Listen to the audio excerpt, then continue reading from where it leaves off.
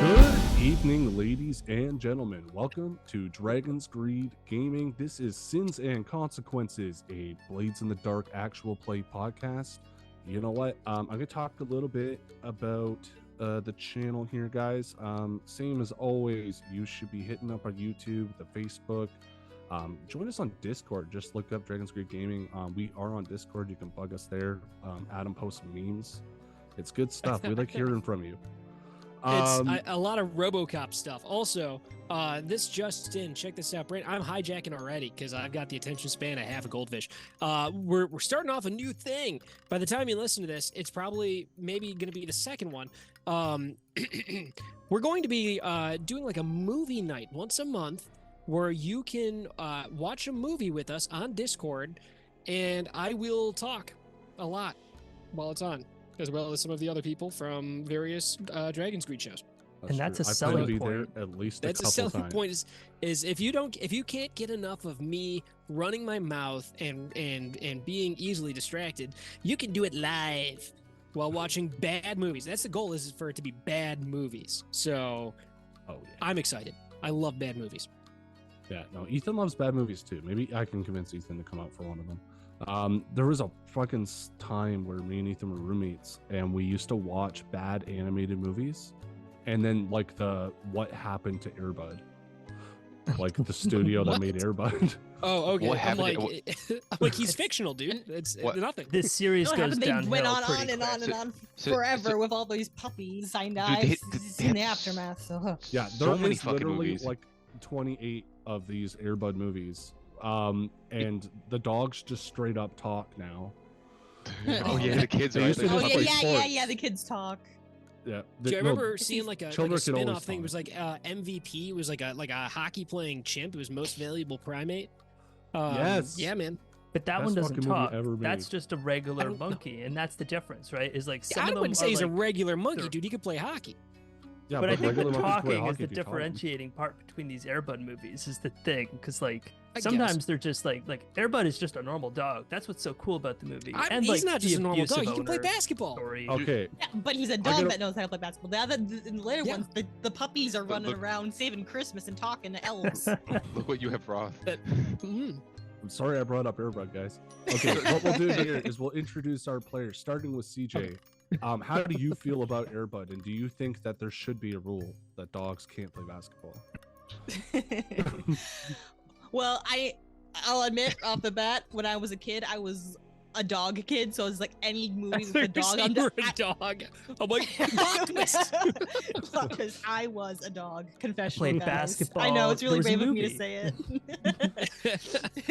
it. Walking upright's hard. All right. Nah, when I was a Sorry. kid, I used to watch any kind of dog movie. I was like, yes, there's a dog in it. I love it. But as growing older, I'd see glimpses of those new Air Bud movies on. Now I'm just like, oh my god, this is stupid. There's one So- where sorry, I'm gonna hijack for a second because I'm turning into Adam. Watch me transform. My hair's falling. I'm gonna hijack right now. Um, There was one where it was called Golden Receiver, and he was Yes, playing that football. was the second one. That was the second Okay. one. But this is the 21st one, and then in the 21st one, an older dog from was it Tampa Bay, or maybe no, he was from Nashville. Sorry, Nashville. The opposite Jacksonville, of Tampa Bay. Jacksonville, Florida. But yes, he was from Nashville, and he was a country singer, and he wrote the my God. 100% original Oh my song God. "Like a Rolling Bone," Love it. and So another good. dog stole it. They Oh my god! stole his bone. Put it on No, the they list. stole the Put it on the song list of "Like a bad movies to Rolling watch, Bone." man. That Yeah, explains they the stole Tennessee his backdrop. bone. And CJ, you never Yes. did comment about whether or not you think dogs should be able to play basketball. That's what If they have their own league, they have to be like women. They have to have their own league. They're not allowed to play with With children. children. What? That's It's Yeah, dogs because for that was the whole children? plot. They're That's like when Air true. Bud was playing with a bunch I of kids, forgot he was about part of a high school team, bro. It was against children. No, dude, you're confused. You're thinking of the movie Teen Wolf, where it was Michael J. Fox as a wolf playing basketball with a bunch of high school kids. Okay. That was Wait, Twilight. wait. All No, right, that's baseball. Forgive me. all right, because eventually we have to play Blades in the Dark. CJ, Okay. And your turn, Ethan. Say your name, say your character's name, talk about Airbud for 30 seconds or less. Sounds good. My name is Ethan. I play Vay. He is a spider, a mastermind. He spent a lot of last episode trying to escort a bunch of women around and didn't actually do very much because Dio's character ended up just coming in and just saving the day every time. So got away pretty well that time, and I think all the glory. So that's been fun. On the Airbud side, because I got a lot to say for this one, I feel that the first movie they took so much risk, and it was like one of those movies you look back and you're like, this is a really sad, deep movie. Like, what the heck? And like everything else after that is like garbage. Like it's just like they just kind of put it through the roller. And so like I want more like emotionally challenging Airbud movies, and that's my challenge out to the studio. I just want to point out the scene that I recall in my mind from Airbud 1, which is when the clown was threatening the dog with the newspaper, and the kid was like holding a bone, being like, "Come here, boy." And it's like, Multiple where's times. the dog Oh, yeah. gonna go? It's not even And that the he does dog it struggled. once, because it's like an elevation. That's Yeah. just the normal thing he does, is he just like physically abuses the dog. You're like, But whoa, he's a clown. Like he's always dressed as Yeah. a clown for the whole movie. That's the emotional level of turmoil that you need, Ethan, in your films. That's all I wanted to say. All right, Dio, say hello. Talk Hello. about your character. This is Theo. I'm playing Albatross, the guy who clearly saved everybody's asses for this whole mission. Man, I was definitely just crossing my fingers that this shit would play out, and like I was trying to play it off as cool as I can for this. I was like, oh my god, I beat the shot. Fucking keep going. No, but like, as for this, like, it definitely how I wanted to play the character. The mission is everything, and man, I definitely enjoy that I was able to play it off and do things that I guess just on the fly I was able to help out everybody here. But To be fair, you did not help Jacob and Myri, because Jacob and Myri were across the city from you, but you helped them in spirit, and that was actually a really awesome opening moment for Albatross, because nothing's worse than when you go to debut a character and you fuck up every single role. like he definitely still feels like the mission, like Albatross is absolutely not proud of his work. It was exactly what needed to happen, and that's it. Let's go. But Dio, you're proud of your work, right? Absolutely. I'm There so you glad go, my you roles should went well. All right, and last and not least, for our players, because I guess I should introduce myself too, we have Adam. Take it off, Adam. Take it off. All of Take it. it off. All right, so let's get On Zoom high. call. All right, so One second at a time. yeah, there's what all of my nipples look like. So, good night, everybody. No, all right, so check this out. Hear me out. My name's Adam. Hi, hello. I am going to be playing Ludes again tonight. Ludes Ludwig Achten. He's a lurk, which means he's a sneaky fella. He is weird. He's from Tycheros, which means he's weird. Yes. Also, on the topic of dogs playing basketball, 1985 film Teen Wolf. Michael J. Fox plays a werewolf guy, and he plays basketball, and he wins like the state championship at the end. But I don't know if you guys know this or not, but in the end, when like he wins, like and everybody's cheering in the crowd, there's a dude with his dick out in the stands. Oh, I've heard of that. Yeah. Straight I'll up. have to go back and see. Is that a nice Yeah, it like straight up, like he's there, and like his dude pants open, dick out. Just- It's like Right a there. black outline, right? The penis? Yeah. Like, No, dude, Oh. he's got his dick out. okay. Okay. They somehow snuck it. Was this like a kid teenage, like a teens movie, or was it like a kids movie? Like what the fuck? Was it Teen Wolf Teen Wolf, movie? I think it was PG. I don't know. And they just got away with it? Well, yeah, they didn't notice. What the fuck? A lot going on that isn't that penis. Maybe it's not a very big Yeah. penis. I mean, Jeez. You know. But yeah, 1985 coming of age film directed by Rod Daniels. Maybe that's why, because the dude's name was Rod. But yeah, dick out at the end. Fair enough. And of course, it's me, the storyteller slash GM, Aaron. I'm also known as Poltergeist. I will be, I guess, GMing the game and playing every one of these people aren't. I stole that straight from you, Adam. I realize now as I'm saying it. I heard you say it so many times. Now I feel the need to say it. And You know, when we were when we were playing Pay Data, I said it the first time, and I thought it was kind of clever, and then I accidentally said the same thing every time. I'm like, oh, you know what's funny? Let me say this thing, and then I went back and I listened. I'm like, oof. Said every I'm on a week. repeat. Yes. And so I'll say something different, even though I already said that. I could talk about my cat.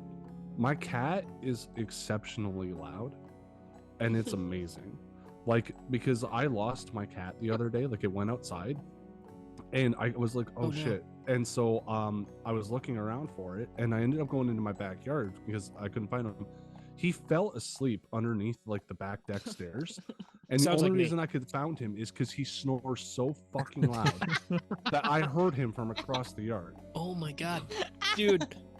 Oh my! I had a Boston Terrier. He died, which sucks. I mean, what's up with animals doing that? Dying. Ugh.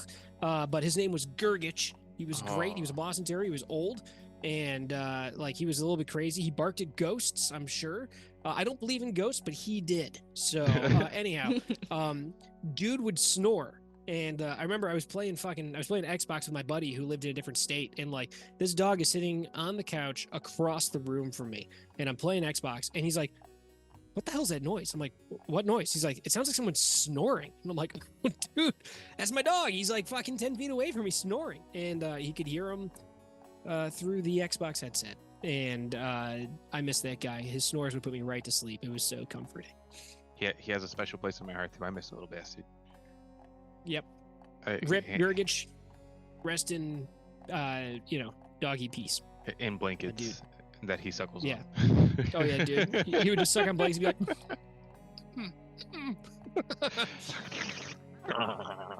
that was a noise you made. Dude, that's about right. Oh, he was so weird. Speaking of weird, we left off last session with, that was actually a smooth segue. I'm going to say that. Until you called it out. I gotta call it out. No, that's didn't the thing stick is the I'm landing. not gonna do a single good segue for this entire run. Be prepared. All right. I plan to Easier fuck up done than every said. segue. All right, guys. So we last week we had a very exciting score. Like Ethan mentioned, he escorted a bunch of women across enemy lines in the docking district past the Leviathan hunters in an effort to provide a distraction to the Church of the Weeping Lady, where Jacob and Myri went in and stole their deity. As one does. Borrowed. Not very yes. cleanly. Borrowed on a permanent. Yeah, we stole it. Yeah. Myri was struck with such fear that she's been weeping ever since, uncontrollably. I'm sorry to do that to your character, CJ, but it's what happens when you fuck with deities. We of course went over payoff. You guys earned a total of 6 coin. We gave you some rep. We gave you some heat. You guys are almost at your first wanted level, and you're almost full up on turf. But one thing I forgot to do last time is mark off that you guys have permanent turf, because you guys officially achieved your offeratory. I don't know. Yeah. How do I do that? Yes. Give us your money. You should be able to click the top part of the bar on rep, and it should give you a it should in the sheet in the crew sheet. Yeah, but for some reason it's not letting me do that right now, so I'll think about that after, because I gotta talk about other stuff. One thing we did forget to do is we forgot to give you guys crew XP, and so very quickly we're gonna go over that. I did add some to your sheet, just in case I forgot again, nice. In the interim. But I just wanted to kind of go over, because I think this is only the second time we've done that, and it'd be the first time Theo's done that. So at the end of each session, for each item below, mark 1 XP instead mark 2 XP if you item occurred multiple times. Did you advance the agenda of your deity or embody its precepts in action? I don't know. You did. I'm like, Okay. I feel like we kind of bumbled our way into doing it, because there is kind of this like, oh, like we kind of lowered how alive the other deity was in a.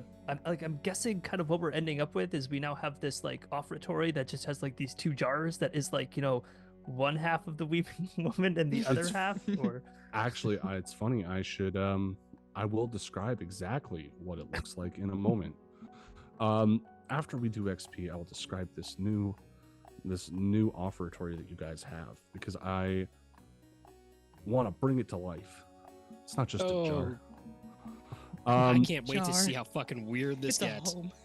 So we contend Yeah. with challenges above your current station across the board. Oh, yeah. Yes, and so I'm actually going to give you 2 XP for that, because you Fuck fought yeah. the Leviathan hunters, and you fought the Church of the Weeping Lady, both of whom are better than you. Hey, yeah, you're right. You're right.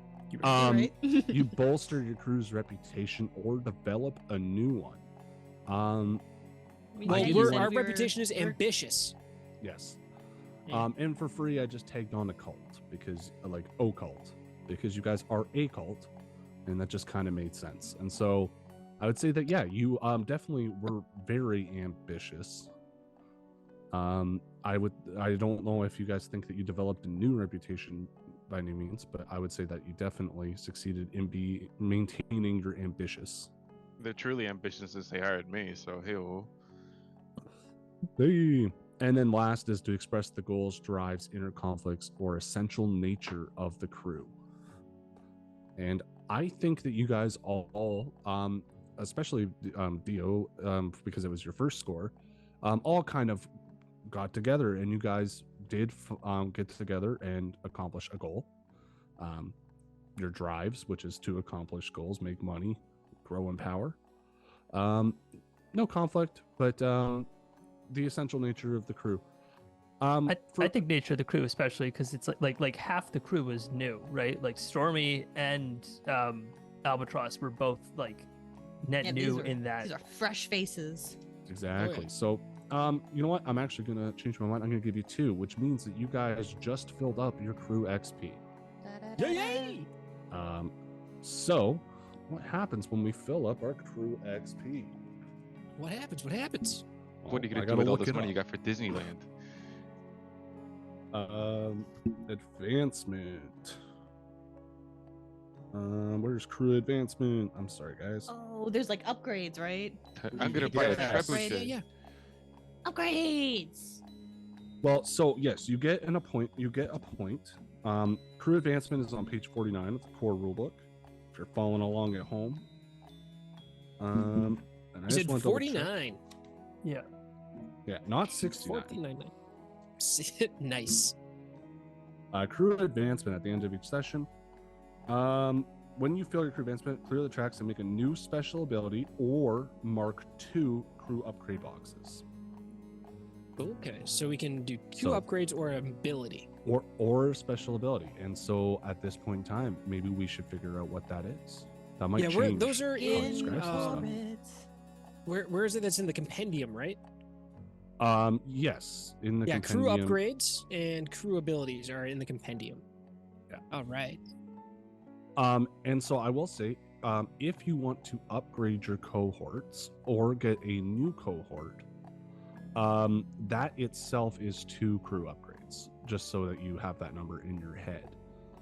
If you want Daniel Deravizzo to become a thug and start stabbing people, it's going to cost you both of these points. I don't know how powerful we want to make Danny Deravizio. Like, I feel like we can only kind of be in a relationship with him because he isn't that intimidating. I think that maybe he ends up becoming the deity. I don't know. We'll find out. We're gonna play to find out. He So, is but the anyhow, sun. let's not do that immediately. Let's see. We got elite adepts, says all of your cohorts with the adept type get +1 die to quality rolls for adept-related actions. Ordained requires 3 upgrades. We can't do that. Ritual Sanctum. All right, so we're gonna skip the upgrades because meh. Let's see, crew abilities. And I'm sorry if I step on anybody's toes, I make decisions you guys don't like. Tell me to shut the fuck up. So let's see What here. page is it on? Well, it's if you go to the compendium on. I'm pointing at my computer screen, so you can tell where it is. Toppest right-ish. There's a little book with a thing. Yeah. And then give you a Oh, you list. can And see- so you can take any ability or upgrade with the letter C beside it, or that does not have a letter beside it as well. And so that's where the screaming goats and the lock on your door and stuff like that come Yes. The screaming goats. Let's see. We got. Oh yeah. This is where we had those cool things that right now, listener, in this timeline that I live in, which is in the past or the future. Ooh. Episode 1 or session 0 just released. So I listened to that and we were talking about the screaming goats and I forgot about them and now I'm back. But Bound in Darkness was a cool one that we were discussing.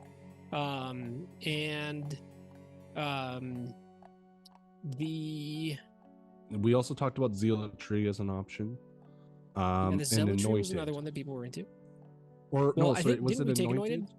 We took Anointed. No, you took Chosen. No, we didn't. You're right. Which Yeah, I was and- wondering with Chosen, like, does that affect Dio and Stormy being like player Yes, it characters that does. come into the cult? Like, is that something that we I need to be did like not apply that. affecting? Yes. And so you should be. And I think I asked Okay. Dio to do that, but I don't remember. Dio, did I give you an additional action rating in Attune, Study, or Sway when we did character creation? You did, yeah. Okay, Oh. perfect. I wanted to make sure. But yes, Jacob can take that as well. So keep that in mind. You can go up to 3 Yeah. in any skill. You said Attune, Study, or Sway? Yeah. Okay. But that being said, Dio, what Bound in Darkness is, it's a special ability that your crew can take. You may use teamwork with any cult member, regardless of the distance separating you. By taking 1 stress, your whispered message is heard by every cultist. And so you develop. Ooh, that's regardless of whether you want it to be everyone or not. So that means that that's going to go to our ghosty It's in the Professor. group chat. as well. Yeah. I like that though. That's cool. That could And then lead to some kind of hijinks in the future. Yes. And Anointed is an additional 1 die to resistance rolls against supernatural threats. You also get additional Multinational threats. healing. Yeah, multinational threats. You also get an additional die to healing rolls when you have supernatural harm.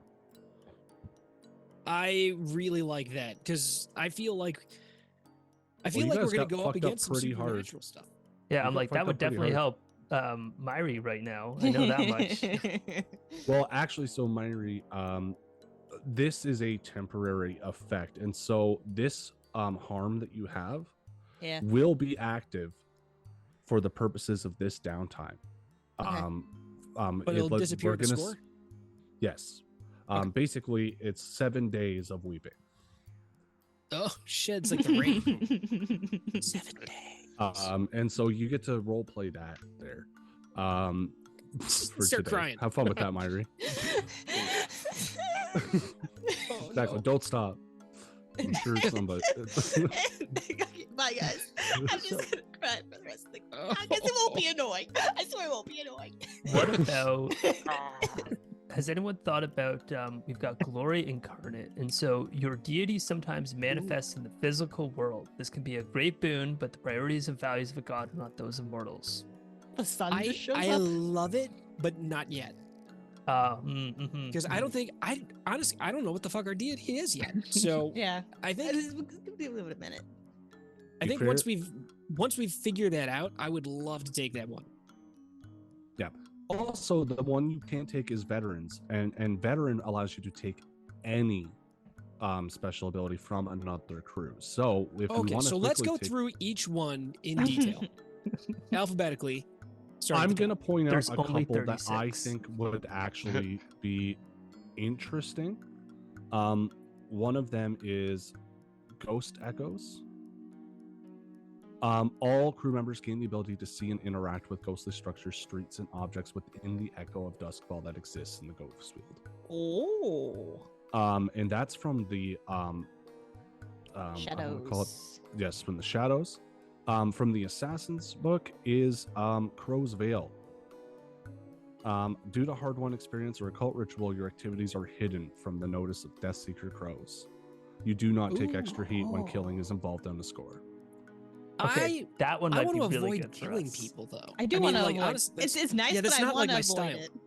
Yeah, that's not my style. I Yeah. say having exploded a prison. It's fine. Yeah, Almost, you're the fuck first. you. You're the You kill first group everything. You're a that monster. I've played with. I was gonna say You're the first group I Albatross. played with that has ever said that. Everyone else is like, I hate that. I can't just kill everyone. And I'm like, you can. Just take Roseville. I don't feel like I would be into it. I mean, like, there's way more interesting ways to deal with stuff than just murder.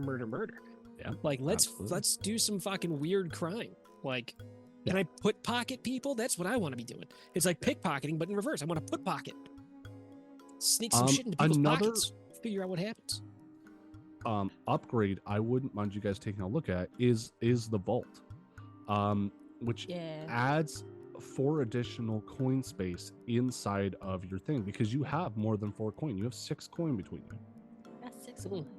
Oh, how does because we need coin for retirement? How do we? Do that? Yes. We will get to that because it's going to Okay. be relevant when we talk about what happened to Lutz. Okay.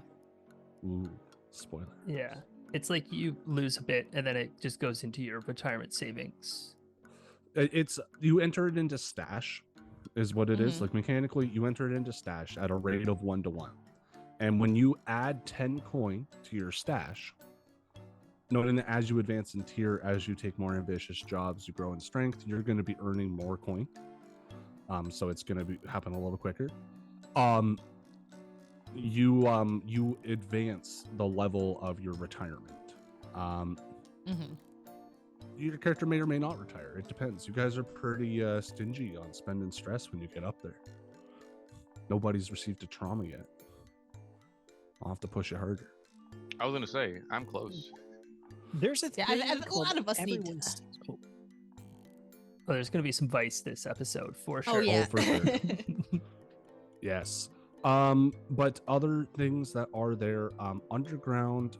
Oh wait, no, that's for a different crew. You can't have that. For cult, there's cult rigging, elite adepts, ordained, ritual sanctum. We didn't like those, but for the other ones, we have carriage house, which will give you access to a cart with some animals. There's 2 levels of that, so if you spend both of your crew upgrades, you can actually have like a fleet of goats. Goat fleet. You can increase the quality of your arcane implements, documents, gears, subterfuge supplies, tools, or weapons. You guys already have quarters. You can secure your lair. You can add additional training. And yeah, and then there's the vault. And you guys already have a workshop. So those are kind of your options there, guys. And if we don't know what we want right now, that's okay. But I'm going to put it to you guys. Do you guys have something in mind? everything sounds great. I love it. I'll take one of each. There's a thing called Everyone Steals. It gives Where's you. that? It's a shadow. Okay, I see it. Thing. It's similar to the one that we've got that gives everyone an extra pip. But this is pips in different things, including stuff that I'm into, like prowl and finesse. Worthwhile. Ooh, Thoughts and perks? I would appreciate that. Not bad. Oh, so many options. What is Ghost Yeah. Passage? Sorry, I'm just looking at Ghost the- Passage looks kind of cool too. Harsh experience. All crew members become immune to possession by spirits, but may choose to carry a second ghost as a passenger in their body. It's like, so that reminds me of my daughter, right? My daughter's like 2.5, and she's been doing this thing lately. I don't know where it came from, but she turns to me and my wife and she goes, hop in. And you have to like stand like beside her or next to her or behind her. And then like you just like walk around places.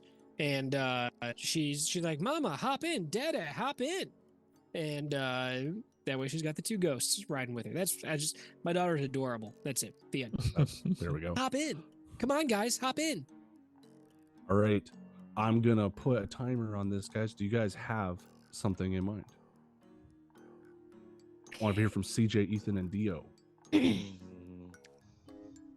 I'll shut So up. my No, thought- I'm sorry. I love your daughter. It does sound cute. And I've seen no, one it's- video of her. She's pretty cute. But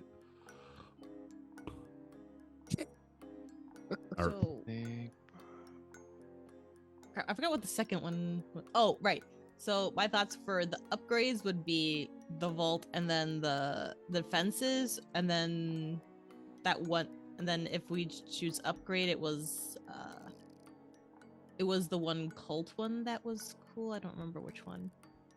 the abilities. There was Bound in Darkness, and then there was Anointed. Were the two that I think you guys were talking about last time and came up this time as well. I think Ethan mentioned Glory Incarnate. Oh, it was anointed. Yeah, that was the one. Yeah, but Glory kind of got pushed off to later, and I'm happy with that. So Yes, yeah, anointed or the two upgrades I mentioned. That's where my vote is. I love it. Yeah. Dio, have you looked at either of those or thought about either of those?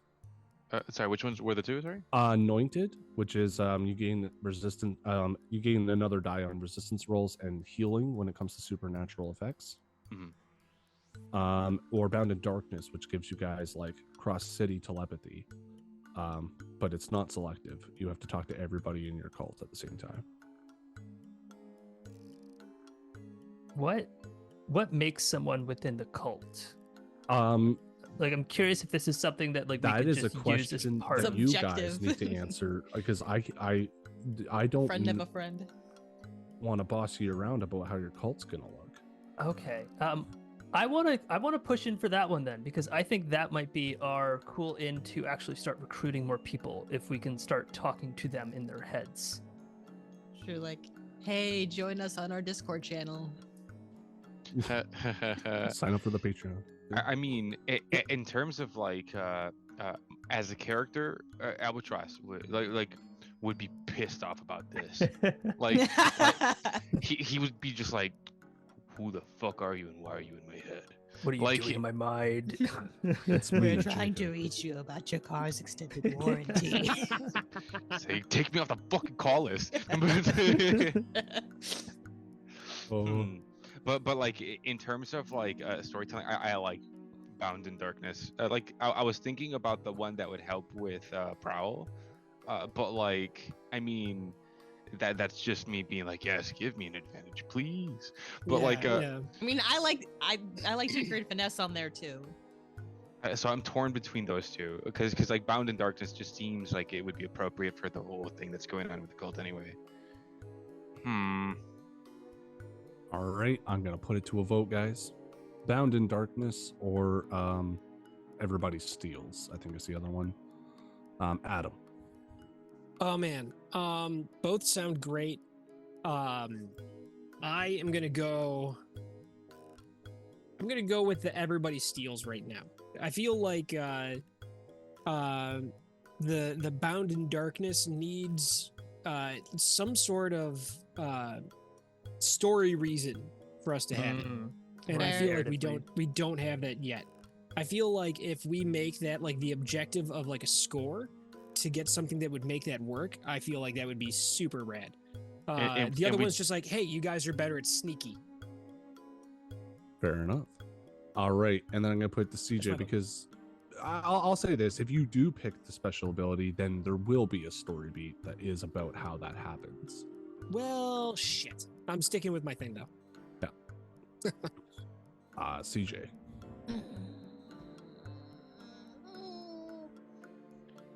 Like, so I'm out on Bound in Darkness, but then for me it's between Anointed and Everyone Steals. Adam, would that change anything if it was between Anointed and Everybody Steals? I forgot what Anointed does, so no. Plus one resistance to supernatural threats and plus one healing against supernatural harm. Ah, that's another good one. Which would almost That make one, sense given that that you. one, anointed, Yeah. based off of what we just did. Yep. All right. I so will we got- I changed my vote to anointed. I can't talk anymore. You, Anointed. you voted. We're gonna be You dealing can't with go a lot back. of Avoid. supernatural stuff, I so that's void why to I the feel anoint. like it's important. Yeah. Just 'cause What it's exactly gonna is a come up a ute? lot more. Yeah, Yes. absolutely. And Dio, I'm assuming your votes for everybody steals, but I don't want to make assumptions. I mean, that's a pretty good assumption. Yeah, no, you hit it right in the head. I like the other one too because it does make sense. But me as a player and and even for the character, yeah, everyone steals is definitely where my vote's gonna lie. All right. And Ethan, are you gonna tie it up, or are we going a different direction? Just Um, tie it up for the sake of there being no way to tie break. yeah, let me make this harder. Oh, there is a on fifth player here, technically. You, yeah, exactly, right? You can go in. Let's get Chuck in here.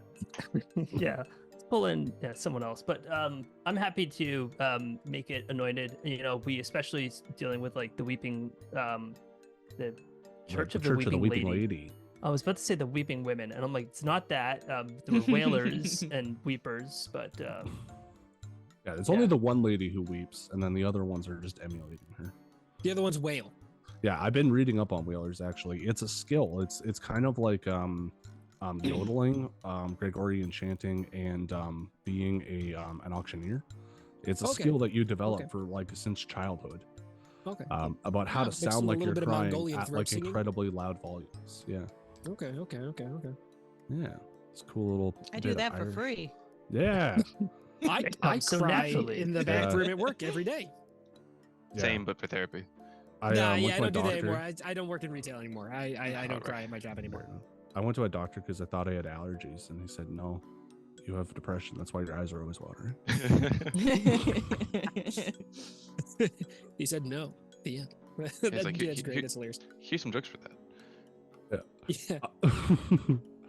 So Either I take some threw that pills or into drink some your beers. abilities, guys, and I think we're gonna pick up kind of right where we left off with Ludes real quick. Okay, so real quick, do I clear my stress, right? Yes, you clear your stress and you clear your harm. Nice. Clear your Um, pores. Yes, that is one of the benefits to being lost or just not bringing a character to a score. You do manage to clear all harm and all stress. The disadvantage harmless. is that they don't get to benefit from upgrades and Cool. and XP. And you don't get to use them. And maybe they're really cool, like Ludes. Coolest guy I know. Ludes is super cool. Well, actually, Sawtooth seems to think you're pretty cool. And as you wake up in a carriage full of corpses outside of Bellwether Crematorium, you and Sawtooth slowly stand up and dust yourselves off. Sawtooth is wearing tattered pants and no shirt.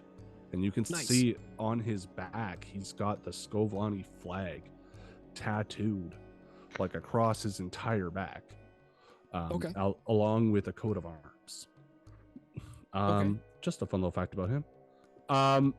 What's that flag look like? It's a bunch of goats frolicking on fields verdant. Okay, field verdant. The goats are the goats rampant? They Is are goats rampant? Goats Okay. rampant on field verdant. Okay, goats rampant on a field vert. Got it.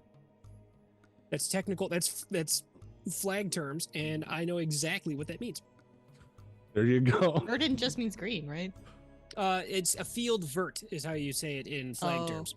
Yes, sorry, Get my nerdy. bad. we all know flag terms. No need to get into details or Yeah, no explain worries. to anyone else. We have painted in such a short sentence. That's the beautiful thing about flag terms is that we painted such an image. I don't need to describe it any further. But yeah, no, like in seriousness, it is like a green vert square on the bottom with two large menacing looking goats painted black upon a red sky is the Skovlani flag. Okay. Yeah. Okay. Cool. Sounds Yeah. pretty. Yeah, it's a beautiful flag, and oddly enough, designed to fly vertically. So it fits on his back. Huh. Ooh. Okay. Perfect. It's like you a just full super back wide. tattoo. Yes, it is. It is from shoulder to anus. Hip to haunch. Crack to scalp. I don't know. I'm all right. I'm done. No worries. I'm just waving at my wife. But yeah, so you do stand up. You yourself are looking probably better than ever, despite the circumstances that you woke up in. Why don't you tell me a bit about what Ludes looks like right now? Oh man, I mean, like he's disheveled. How long has he been gone? He's been gone for 6 days. 6 days. At that point, some of his hair is going to start to grow back a little bit. So he normally keeps everything shaved, and I mean everything. So like he's hairless except for his eyebrows. His eyebrows are there. His eyebrows are fairly normal. They look a little wild, but now that his hair is starting to grow back a little bit, you can see it grows it's like thick, like real thick. Like each hair is like Two maybe Cs. like a. It's like dude, it's each hair is like a 16th of an inch, like in diameter. Like it's thick and like brambly. It grows like twigs out of his face and head. So like he's like rubs his chin. He's like, I gotta shave this. Is coarse. But I guess if this dude's wearing like tattered pants, he's got no shirt. Ludes probably has a shirt off too. I don't know why. I have no clue what the fuck happened. But with the shirt off again, he exposes all of his nipples. I knew this is exactly where we're going. And there's more than there were last time. Yes. I don't know how many. It's a lot. There's 28. We were a at 7. Taikarosi dozen, which means like 18. There you go. So you got Taikarosi dozen of your exposed nipples. As you look at your shirtless self, it doesn't necessarily hurt too bad. Probably because you're still kind of coming down off of a concoction of drugs, including morphine. But I remember doing the morphine. I don't remember anything after that though. Yes. Yes, you don't remember anything after that. And we'll maybe get back into that. That might come up later as a cellular entanglements and other problems occur. But you have bruises on your ribs. Oh yeah. Hey, how many days are in a week here? Is it still 7? Yes, it is still 7. Are they called the normal things? Are they? No, they're not actually. No? Okay. I know that Monday is called Market Day. Okay, so he's gonna be like, oh yeah, what day is it? Feels like slept for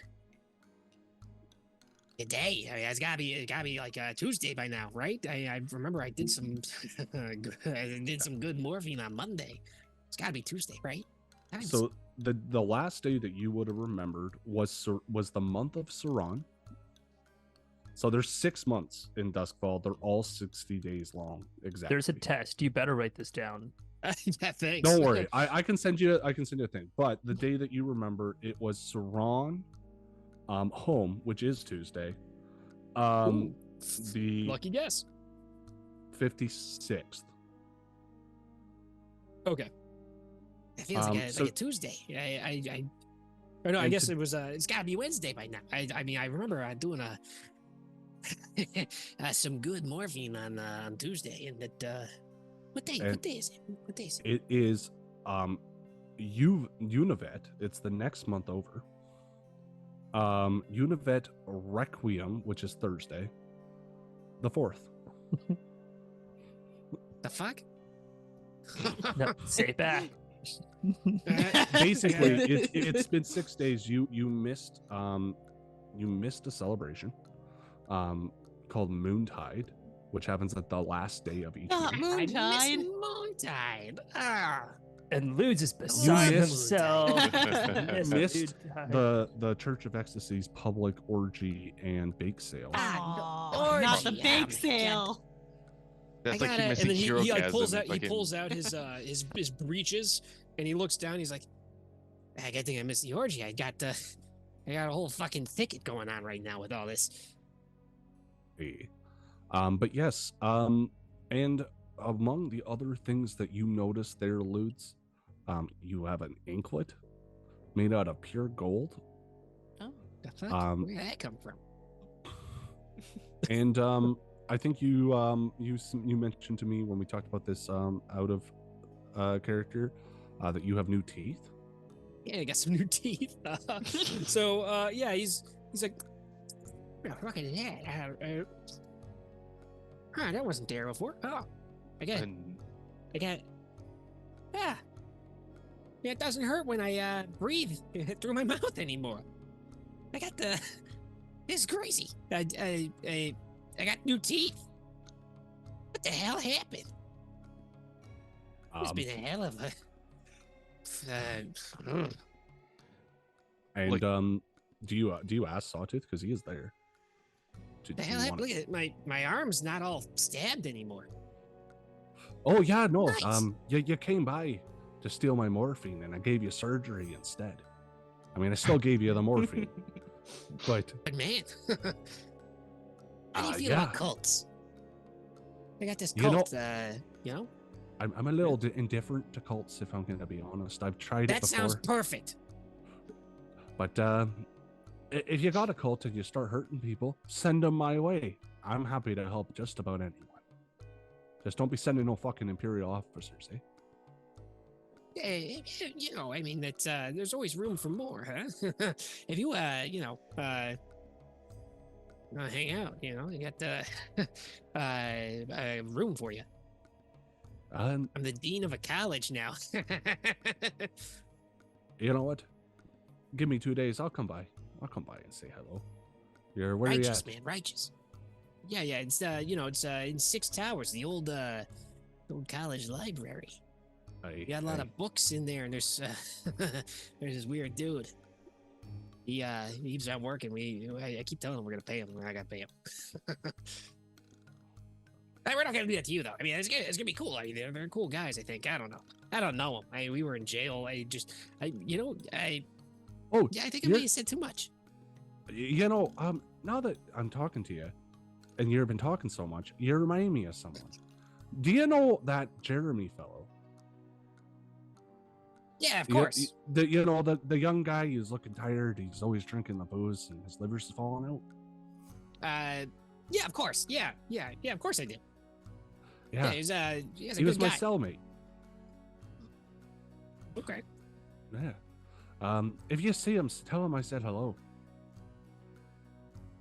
Why don't you tell him yourself down at the cult, huh? Well, you're going there first. I'm going to be there in 2 days. Listen, Sounds good. you don't listen there. Yeah, I don't know what's going on. All right, I'll see you later. You know what? It's been real, and I don't know if these teeth are from you or somebody else, but I'll be honest. We were pretty fucked up. I don't really remember much beyond the surgery, but yeah, if I gave you teeth, congratulations. They look nice. Hey, thank you. Feel great. Great. All right, buddy. You have yourself a good night. And he pats you on the back, and it's like hard. Oh yeah. Okay. Like the lose your Almost balance, knocks like you off pat your in the feet. back. Yeah. And yeah. All right. yeah.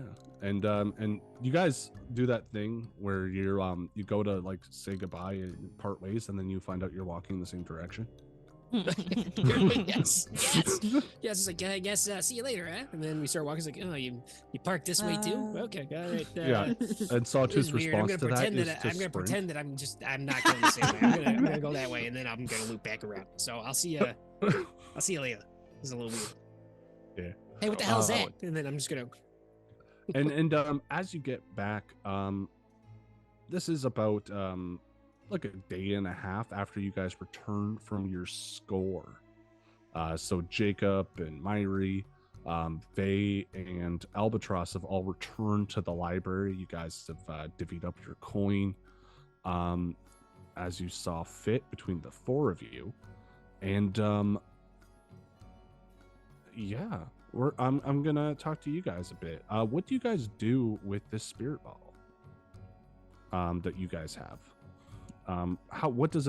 Where do you guys set up your offeratory? I thought that the church was going to be the offertory. It can be. I guess I just I thought wanted that to was give the you guys the option. About what. That's I didn't That's know what I if we thought, so- wanted it attached to our school, or if I thought it was gonna be the church, but if I don't know, does anyone want it to be attached to our school? It just feels like the turf, you don't want it directly attached to your main base. Yeah, I agree. Okay, so you guys at some point, you make an arrangement with the priestess to are you holding on to the spirit and basically holding it ransom? Is that kind of the idea? I think we lease it back to them. I think that's how we collect our money. It's like okay, look, it belongs to us, but you can use it for a fee. You can have the head this week, Monday, Tuesday, Wednesday, and then you can have the body Thursday, Friday, Saturday. Every other Gerard's like, weekend. Are you It's like divorced parents?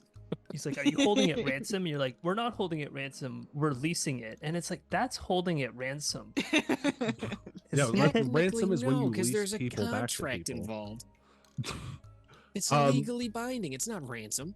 I'm gonna say that you guys give them back the body and keep the head, maybe as a collateral.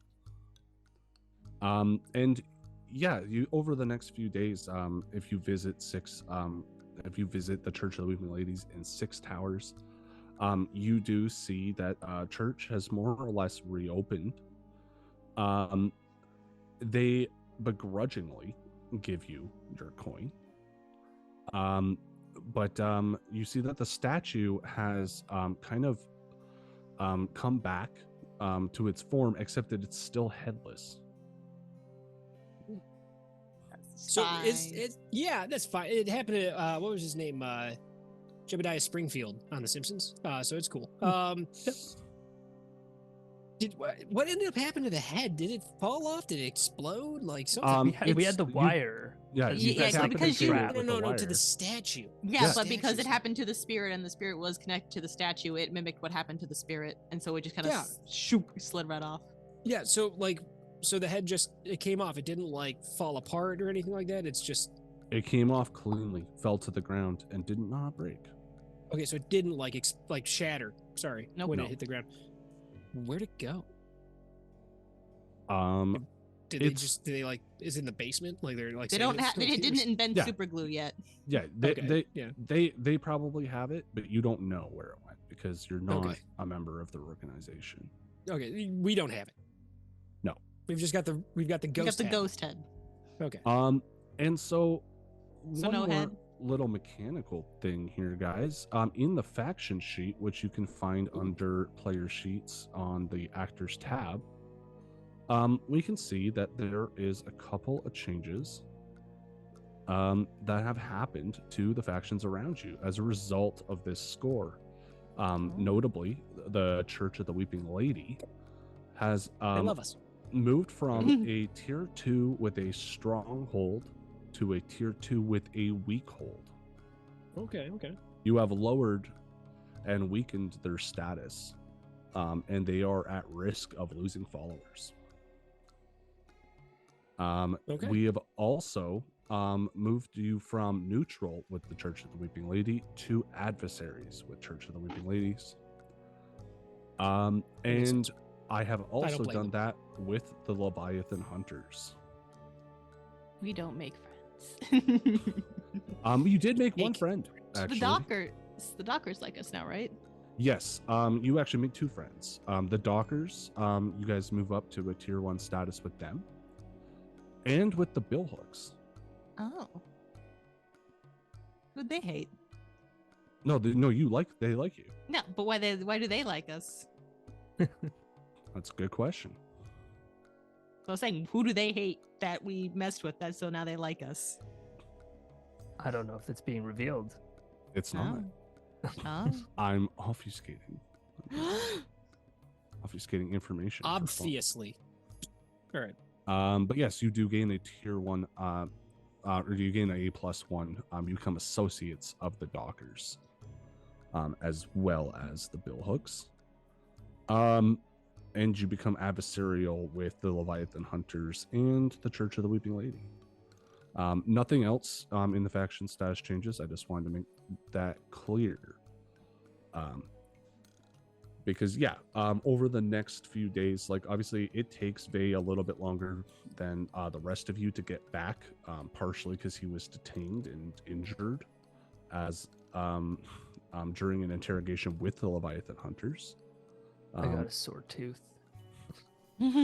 Yes, you do. And actually, I'm gonna say, Ethan, you're the first one to see Lutz come back. Vay is, and you see him coming in looking like crap, and you're sitting there and you're holding your mouth. Maybe you still got like a little bit of dry blood or whatever. But Lutz does return back to the library. That's true. Presumably, I'm he assuming he's going to go home. Oh, absolutely. Yeah. So I'm going to say Vay is the first one to notice him. Well, look what the cat dragged in. Ludes, to be honest, I'm happy to see you. Kind of thought you might have upped and gone after getting out of that prison. Where you been? I don't know. I heard that before. Fair enough. Well, that's it. you That's all you missed get. out. I don't know, and, man. It's been a wild. I guess 6 days. How you doing? Everything's cool. We're still going strong. We've doubled our numbers. So if you see a few new folks around, we've got Albatross and Stormy roaming the halls. So if you see them, don't scare them, especially looking like that. I know. I gotta take care of this. That's where I'm headed. Actually, I got. And he smiles, and you see his big golden teeth, and they're like super fancy. He's like, I gotta take care of this. I got. It's a little bit of a mess. I'm a little embarrassed. I don't know. It's weird. My hair is real fucking weird. I don't like it. Just don't look at me. So they're like jeweled teeth or like golden jeweled teeth type things? They're not jeweled. Well, no, they're not jeweled. It's just like, like they're like, you can get like a gold tooth like in real life. But like imagine like fancy. Like with diamonds encrusted into it or something? No, not yet. It's got embossing. It's got a nice little. Yeah. It's, you know what? I didn't realize it until just now, but they've got runes carved into them. I don't know what the runes mean. What the fuck? We'll figure that out. It's a mystery for another day. Summon something by smashing his face into a wall or something. I hope you don't. All right. And maybe Ludes goes to like the makeshift washroom that they have set up. And you start to shave, and as you do, you hear sobbing, wailing, crying coming from wherever Myri is. Myri, where are you right now? I guess she's kind of in the corner of because we have the bedrooms, whatever. So I think she's kind of like got all her stuff around her, just kind of like huddled up in there. It's got. Yeah, like whatever she had like grabbed before, as like, okay, this is my stuff. I'm like books I'm gonna go through later or whatever, things she found. We're just kind of like, she just got everything huddled up to like, I'm not leaving this corner. This is my corner now, and just kind of set up and crying. Yeah, and you could still go about your day. It's like People it's are gonna not like cry. you're even really that sad. It's just like a physical reaction at this point. Okay, so it's like allergies. Yeah, but it's just like basically like tears are just flowing from your eyes. Like you have to drink a lot more water probably because you're dehydrated. But you have been having nightmares Okay. for the last couple of nights, and we're going to describe one of them right now. Oh God, here we go. Oh. And so, Myri, your first night back, it wasn't just a physical reaction. You felt it. You felt the sorrow and the pain. And when you did manage to finally get to sleep after tossing and turning for hours, you had a dream. And there you were in your classroom. Like when you were like maybe 12 or 13 years old, you attended public school here in Duskvol, I'm assuming. Yeah, probably. And you remember this day. This is the day, a memorable day for you. It's almost exactly the same, except that everybody but you is dressed as one of the weeping ladies in their veils and their black robes. And you're all writing a test. As you're writing the test, you find yourself coming to a question about, we're going to say about Sparkrite technology. It's kind of a question about like how to do a certain kind of conversion. And you, of course, being the skill tinkerer you are today, know the answer, but you can't stop yourself from doing the same mistake you did the first time. You go to write down the right answer and you just can't. It's the wrong one. And every time you write it down incorrectly, you know what's going to happen. You remember, you can almost feel the pain on your arm, because what's going to wait for you at home when you come back with less than a perfect score.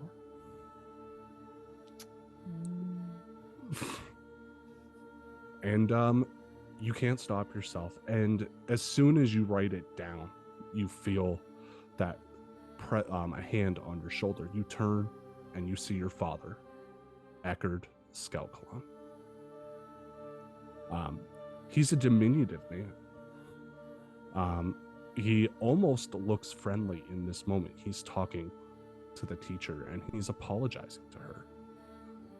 Because if you remember correctly, what you did after you found out you got the question incorrectly is you assaulted another student. Out of frustration, out of fear, lashing out against the world. And your father came in to apologize to the teacher and perhaps advocate that you shouldn't be suspended or expelled from school. And you hear him say, I'm so sorry. Things have been tough at home since we lost her mother. She's lashing out, obviously, and that's not okay. We'll have to take care of this at home, but please, she tries so hard. I know she does. And you remember that conversation. He almost had tears in his eyes as he spoke to your teacher. And the second you two were alone, that soft, gentle touch on your shoulder gets tighter and tighter until he dislocates your left shoulder. Holy shit. And he says to you, roller coaster. And I don't know if you guys saw the art that I put up of Eckerd. Oh, there he is. Yeah, he's like a little man. He's like a little tiny man. Yes, he's shorter than Myron. Even at 12 years old, he's shorter than Myron. Because he is a dwarf. He is intimidating, though. But yes. I'm going to put this out there. I feel ripped. I feel like I've been ripped off because I didn't know I could be a dwarf. No, like Peter Dinklage dwarf, not like Gimli the dwarf. Oh, not like a I'm a dwarf. Okay. Yeah, no. Like being able to know how low underground you are. Yeah, stone cutting. Yeah, no, all right, never mind then. No, he doesn't have Peter stone Dinklage. cutting. Call me, he buddy. has psychopathy, is what he has. As he squeezes his daughter's shoulder so hard, he dislocates it. And he says to her, "Do you think that I do what I do to make the sacrifices I make so you can embarrass our family name?" And you know he's not angry that you assaulted another person. He's angry because you got a question incorrect. You know that that's the only thing he cares about. You will do well in your academics. You will become an engineer. You will join the Sparkrites Guild. This is what I have raised you to do. If you can't do this, you know where the streets are. Yes, Father. I understand. Don't let it happen again. And he sends you to bed without food. A common occurrence in the Skelkalon household. And we fast forward, of course, to modern times. We're not going to live out Myri, you've been having nightmares, and they're all about your father. It's that instance, it's other instances. This was a very common occurrence between the two of you. So And, as she, oh, go ahead. as I say, as you know, I'm halfway through shaving, and she's weeping, and I hear it. Yeah, I guess that if it's not like it got me paralyzed, I think she's at like a desk or something by the book, so she's just like reading and weeping. Yes. Yeah, You can take the harm off your sheep, Oh, okay. but you are going to be weeping for this whole session. Okay. Yeah, Ludes is gonna, not on purpose. It's kind of like an instinctive thing. It's like a reflex to like sneak up on people. Like he just like always is creeping. Like it's just like a, what's a defense mechanism, a safety thing. So he like creeps up on her, sneaks up without you noticing. He like puts his hand out on your shoulder to kind of get your attention as that happens, to like comfort you. And like just as that happens, he's like, hey. Would you mind not doing that? Yeah. I don't know. You're making a lot of noise. I thought maybe something was wrong. I guess I don't. I'll. Do you not see the tears coming down my face? Yeah. That's why I'm here.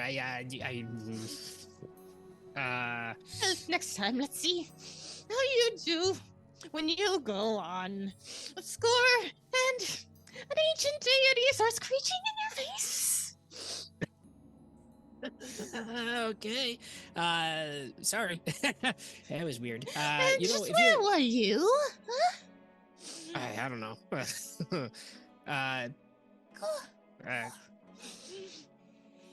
I'll let you go. If you need me, How very kind of you. yeah, I'll see ya. Women, am I right? Yes. And Must be I that wanna- time of the twice a month. Twice. yeah, it does The happen. months are 60 days. It's got to be like It's all every right, let's 24 to get 28 into the days. important questions here. What? In Blades in the Dark,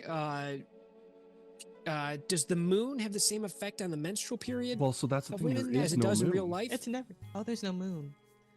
Okay, There's no, so they because don't. there's there's not no enough sun to sunlight. reflect off. Yeah. Well, because I know from my understanding, and I'm just a simple man, the moon is what controls the cycles of the sea and of. That's why I tell my wife she wolfs out every month, and then she Yeah, takes no, that I'm incredibly just well. that's all of you that are listening. I just thought it would be silly. I'm sorry. No, that's okay. I don't know enough about menstrual cycle science to answer that question. I'm just gonna go ahead and say it happens twice a month, just so that you know. Oh, so it's a bicycle. Still happens 12 times a year though, because there's only 6 months. So All right, that's the important thing. I couldn't find that. I was looking through Couldn't the find book, that in I the couldn't book. find it in there. you know. John Harper, you let me down. the one thing that I need to know, it's not in there. But yes, I'm going to throw it to the group. Is there anybody else who wants to interact with the people that have returned, with the people that are here, talk about the score, talk about what you're doing for downtime? I want to throw that out. Oh, we gotta do downtime stuff. Oh yeah. Oh yeah. And All right, so I know all my stress is gone, but Ludes wants to go do some more morphine. No.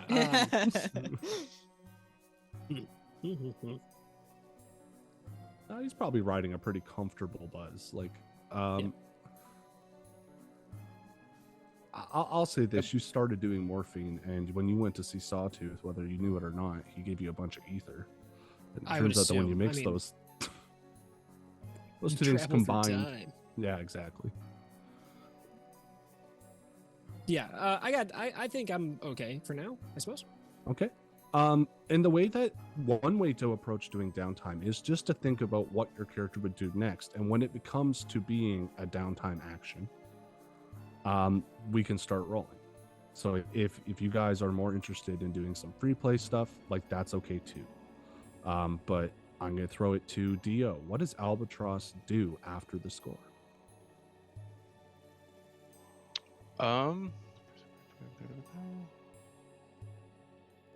So Albatross, I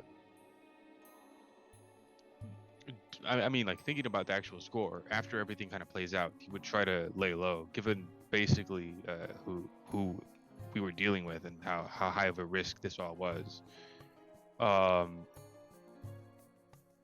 He would probably, to be honest, keep his distance a little bit. Like he would be scouting out the cult to see how they're doing now that he knows where they operate, or since he's known where they operate, and he would actually be paying attention as to where Ludes was, because he would try to figure out why is he separating after this whole thing, and then he finds out he's just doing drugs and then leaves. Fair enough. Did he meet Ludes?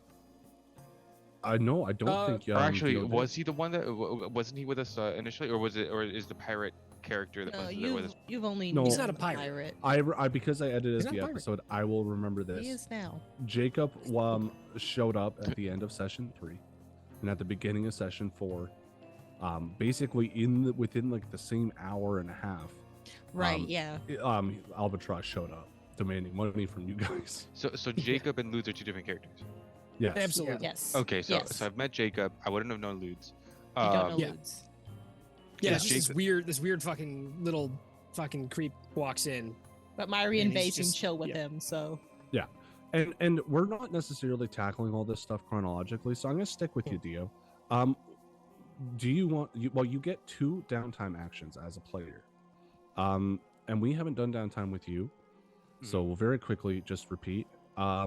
Things you can do. You can recover from harm. If you've taken harm, Where's this in you the can book? go see a visitor or a spiritual healer of some kind. We make rolls to see if we can reduce that harm. We can reduce heat, which is actions that you take to reduce the overall heat, pin it on other people, obfuscate evidence, things like that. Acquire an asset. Acquiring assets just means that you get objects of significant value or difficulty to obtain. You either spend coin or make rolls or both to acquire an asset. And yes, it is page 158 in the downtime or in the core rulebook. You can indulge your vice. This is how you reduce stress. I know that you said that you were almost traumatized by, and I can see you're 1 point away. Yeah. From being traumatized. And so indulge vice is how you reduce stress.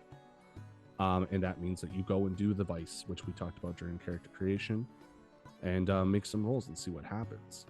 Training is another way to gain XP in your various tracks.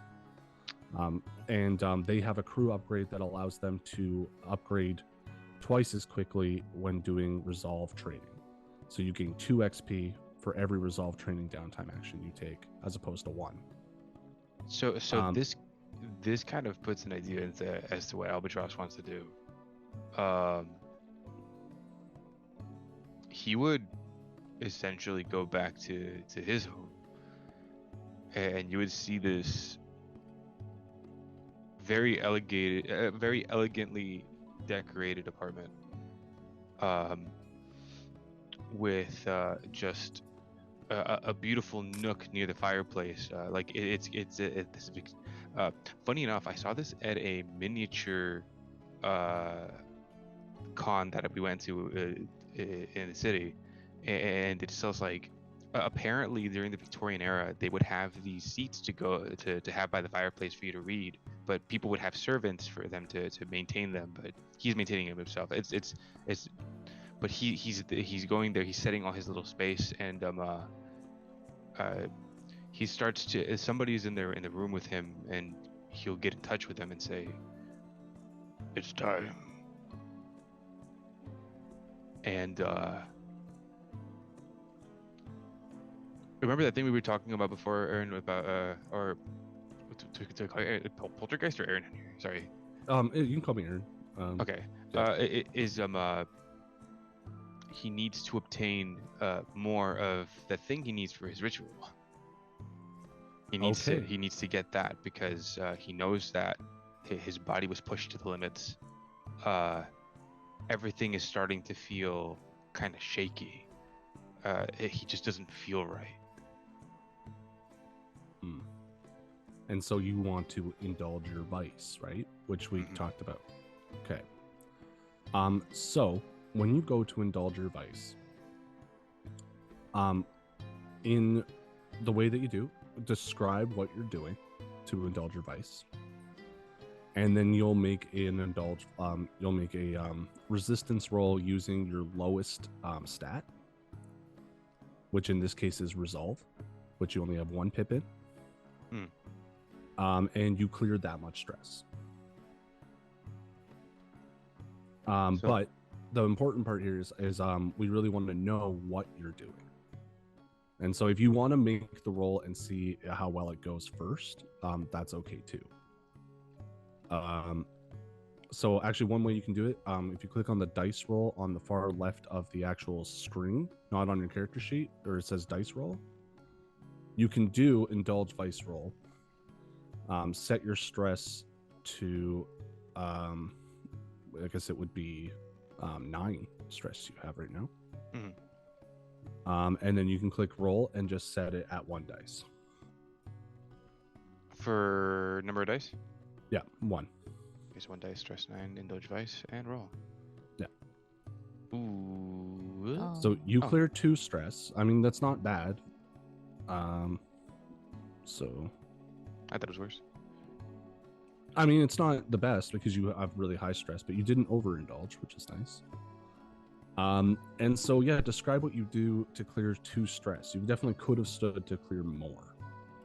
So maybe it didn't go as well as it could have. Okay. And I would actually, Theo, what is your vice? You might as well say for the audience, for those at home, and remind me because I remember it, but I also kind of am a bit fuzzy on the details. Better yet, I would like to describe the ritual that's about to occur. Ooh, that sounds fun. So within this elegant apartment, a unknown amount of people all join in a circle amongst Albatross, and all of them cloaked, all of them hidden, all start to pull out a small knapsack, and everyone is kneeling. They're all starting to unfold the knapsack, and you see a small pound of flesh. Ooh. They all start Like- chanting amongst themselves. Like everybody's got one, or just there's one total? Everyone has one. Oh, Oh, Just like a like. bring you, your own. sorry, yeah. bring So your sorry to lunch. ask, but like, is it like Merchant of Venice pound of flesh, or is it just like you don't know what it is pound of flesh? that reference Oh. is too classy for me. Oh, he knows. They all know. And Ooh, the dong. I like how classy you are. You just point down the dong. but Sorry, they all Theo. start to they all start to chant. I never waved my Leva dong. stropel. Leva stropel. Leva stropel. Leva stropel. And it gets louder and louder and louder, then stops. And they all start to ravish into that What? disgusting, like indiscriminate, Yes. because this thing is pulsing. It Oh. looks like it's glowing. What? It's Fuck. and they just start to eat this mystery meat of sorts. Yes, What the the piece fuck? that you're eating is particularly sinewy. Your teeth dig in and pull Ugh. it off in strips. Ugh, ropey. Ugh, Yes. ugh, ugh. And yes, you do this, and not you, but maybe some of the others can't quite stomach it, and they end up throwing up. And it's considered a faux pas, a breach of etiquette in your circle. And it party foul. ultimately kind of the outrage that you maybe feel from that is enough that this wasn't as reductive in stress as you thought it should be. Albatross points to those members that failed and other members that has successfully eaten will stand up and take these members that have failed out of the room. Members. Yes.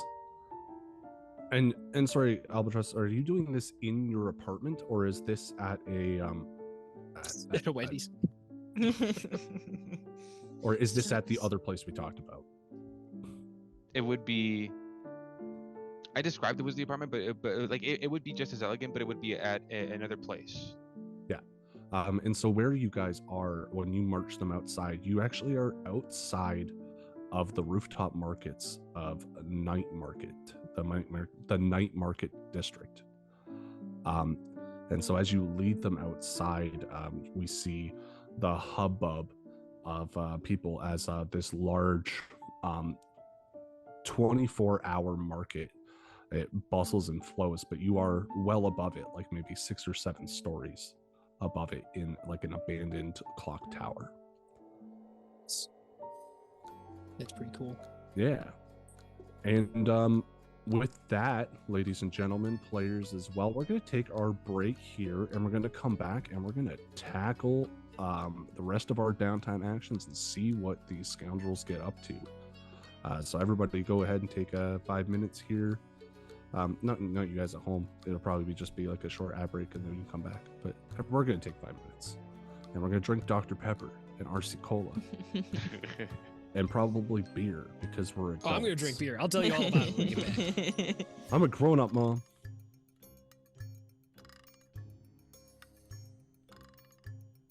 Welcome back, ladies and gentlemen. We're back from our break. I hope you enjoyed that advertisement. Hopefully it wasn't for something weird. Whatever it was, I needed. Excuse me, I have a burping like crazy. I'm drinking Bo's Wonder Crush Hazy IPA. It's got pictures of robots on the can, which is why I bought it. Hold that up. Robots. I'm trying to show you guys my beer, but it becomes invisible. And if I move it right into the center, I become invisible. Oh, that's so trippy. Oh, it's that one. That was really good. Yeah, real weird. I've got from Liquid Love Brewing, a company that I'm going to try to convince to endorse our show. Grandma Hugs. This is a sour ale with lemon, graham cracker, lactose, and vanilla. It is super delicious, and the lactose in there makes it kind of creamy in texture. Fucking fantastic. Does sound good. Actually, very quickly, I will remind, we talked about it in the last episode, but bagofmapping.com. The website link will be in the description below. It's a VTT for people who hate Roll20. You can love Foundry, and that, like I do love Foundry. But if you're not necessarily looking to invest that kind of money, or you're really only playing a couple like D&D games and Pathfinder games, because it's really the most set up for that. But they do have a Blades in the Dark setup going, and I've been working with them to kind of get that ship shape for like a Blades in the Dark campaign. Unfortunately, it won't be ready for this one, but we might use it on the next one. Hell yeah. It's a subscription service, but it's only $2 a month, and you can use it for free. It's just there's a couple of functionality like quality of life benefits for getting the subscription. But if you do subscribe and you use the coupon code Dragon's Greed, all capital letters, DRAGONS Greed, you will get 25% off your first 2 months there, ladies and gentlemen. At this point in time, that is not a paid partnership. I just kind of like the guys, and I like their moxie, for lack of a better term. I like admire your moxie. Of their jibs. I've seen their jibs, and I like the way they're cut. I like the way you say it. It sounds really fucking dirty. It does. It does. Like the cut of your jibs. Oh yeah, I've seen your jibs, bro. Put your jibs in the glass. Put them in the flask. But yes, Well, just before the break there, we had a glimpse into the life of Albatross, an incredibly serious man with a crippling addiction to hanging out with weird people at night market and eating bunches of flesh. As one does. Yes. And so, well, yeah, that's what I do. I don't know what you're on about, Adam. Make it sound like that's a weird thing to do. You're going to hurt Albatross's feelings. I hope so. What about you, Vay? Vay, what are you doing kind of in the days, the week after this latest score? Yeah. So I think Vay, after going through and having, this heist being gone through the way that it did, and I mean he was pegged at some point, and so I think it's pretty top of. Did that happen? Oh my god. Did I miss that? Bad terminology. I didn't realize this was gonna get sexy. You forgot to say no homo. We don't kink shame here. Dude, I had this guy, Ridian. He's on one of the other. I just took right over. I'm sorry. He's on the Worst of Us, the Shadowrun podcast, and he runs the Pride Against Prejudice Shadowrun podcast, which is great. Check it out. Dude, he was like, I'm not kink shaming. I'm just kink asking why. Dude, it fucking killed me when he said it. Hilarious. Funny dude. He's from Scotland, so that's cool. Scotland, check it out. Oh man, In the far reaches of the Arctic. we're plugging tourist locations, like whole countries now. Yes. Oh yeah. Check out Brought the to you by Arctic. Scotland, the country. Yes. Scotland, the country, pretty nice place to be. The Arctic, which is where Ethan was born, also a very nice place to be. Ethan, you were born in the North Pole. No, I'm like Northern Ontario, not the Arctic. That goes. It's a little bit colder than what I'm used to. But Yeah, I was about to ask you about polar bears, bro. It's like, how are they? I've Fucking not awful. seen a They're polar bear. terrifying. I am now really disappointed. But yes, what is Vay up to? Yeah, so Vay would go and would try to reduce the heat on that score and to smooth things over wherever possible, because he is he's calm and calculating and wants to not make future problems present problems, so trying to go Okay. forward and deal with that. So Being a real responsible fellow is what he's doing. He's trying to He's a look cult after everyone. leader. And so we go to describe how you do that, and we'll make our roll, and we'll see how it goes. Yeah, so I feel like in order to, so here's where I'm kind of going back and forth, and so I'm trying to think as far as like if I was trying to go through and to reduce heat, in my head I'm like, maybe he would go and talk to the doctors and kind of find some inlet that way and have some amount of conversations to balance out the heat as far as like if there are negative things. Well, if there's also positives, that's going to kind of go it that way. Though at the same time, I don't know if maybe thematically and through the story, should it instead be trying to go and talking to someone that we're adversaries with, or like less neutral, right? Is it more of like trying to reduce that? And so I don't really know. I want to make a pitch to you right now. Let me hear it. You have a friend. Her name is Salia, and she's an information broker. Ooh. Friendship. Yeah, through the power of friendship, you Yeah. can obfuscate information by telling, like, kind of, like, hey, Salia, do me a solid. When people ask about this, tell them this instead. Cool. All right. Well, I mean, that's great. I'd love to kick that off. So Salia, who an information broker, she actually works for the Railjacks, and that's how Vay knows her, is that they were co-workers. They were, oh, there she is. There she is. The leather jacket. Oh, Hey, Oh, she looks like Kate Blanchett almost. Almost, yeah. She's to me, she's one of those like old, like she's probably in her early 40s, but she looks like she's like 28. You know, that's maybe not in that picture. That's just how I imagine Salia. Despite the vitamin D deficiency, she just has a really good skin routine. She's got a good glow. Yeah. There's ecto cream that you can use nowadays in order to get that yellowing. It's oh my god. She's yeah, really you mastered the grind art. up some immortal souls into a paste and apply directly to the forehead. Really livens up the complexion. Them ectoplasm girls. Helps with The eczema as shine well. of undeath.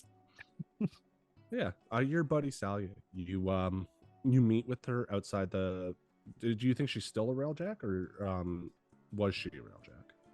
Yeah, no, she's still a railjack, and so being like working for that company is part of what kind of allows her to be an information broker. You know, it is the trains going in and out, and so there is an amount of communication that kind of happens there as well.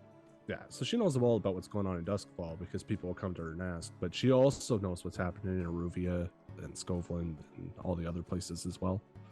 It's kind of the vibe I'm getting. That's a really good contact to have. Because I'm making notes about Salia. That's all I'm asking.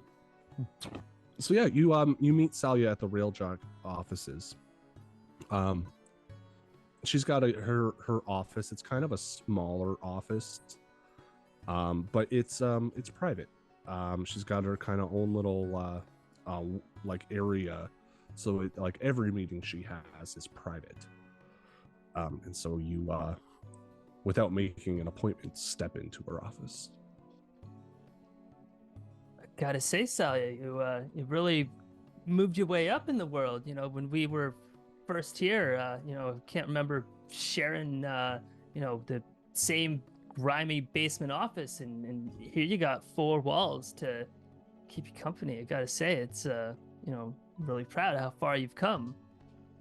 Well, what can I say? Information goes a long way. Turns out when your boss is having an affair with 6 other women and his wife is the fucking governess, it goes a long way. You know, you got any good secrets for me? I could use another promotion. You definitely got a knack for using the information you have to move up, so congrats. You always had a knack for finding the good information. That's why I don't mind keeping you around. She nudges you playfully. Yeah, you know, I think I mean, maybe not the most covert, but can definitely talk to how poorly the Leviathan hunters are at being able to hold their lines and to assault what is already a pretty worn down kind of battalion. So gotta say, maybe a little easier to, you know, attack than they may kind of convey. Okay, what are you going for here in terms of your role? That's what I want to know, so I know where to take the conversation, I guess. I actually don't know at this point. I was just kind of improvising with you, buddy. I know. That's okay. This is how you're based on improv, right? Because if you're going to start consorting, it's going to go a different direction than if you're swaying or if you're. Oh, you're talking roles, yeah. Vey is very quick to bebop. Vey is quick to consort. I think in most occasions, there's the always kind of mix up sway and convert a little bit. Consort. There's a lot of overlap. Consort really comes down to social etiquette. It's kind of like, if you know what thieves' cant is, when you talk in between the lines. See, I knew that, but I'm sure our audience didn't. So I'm really happy that you Thank you for clarifying. clarified For the rubes them. in the crowd. audience. Yeah. You know, that would be a consort. You know, like if you're going to convince someone to get drunk with you, if you're going to convince someone to do drugs with you, that's consort. But it's also, do you blow up your introduction to an important person at a party? Like, that's a consort. Whereas sway is like, your beg, borrow, like convince, or even like bluff check. Like that's kind of the difference between the two. Like if you're just talking to somebody and you're not trying to impress them, you're trying to convince them that you're right, like through logic, through charisma, charm, things like that. Sway is more charm, whereas consort is like etiquette and the way you carry yourself. It's a weird difference to make, but in this era, in like kind of this like Victorian-ish, like industrial revolution era where you still have nobles and stuff like that, I think it's an important distinction to make, and that's why it's a whole separate skill. Yeah. Sorry, that's my cool. Yeah. So like in this conversation, it's talking down the Leviathans, and then it's I'm gonna putting pick up exactly where you left off after you make your roll. That's I see. Yeah. No. Okay. Cool. So it is a controlled standard, I imagine. Yeah, control for standard. Salia will not attack you if you fuck this roll up. Let's just say something real bad. All right. So we got a 3 for that. You rolled a 2 and a 3 on 2 die. Oh. Ethan, you should be ashamed. I am. So yeah, go ahead and knock off 1 heat from your crew sheet there. And she says to you, listen, if you think that that's news to me, I'm sorry, babe, but I heard you got your ass handed to you by that young fuck that's been being cucked by just out with it. Well, like what's his name? Edmund, I think his name was. He was the one that pulled your tooth out, right? I already know about that.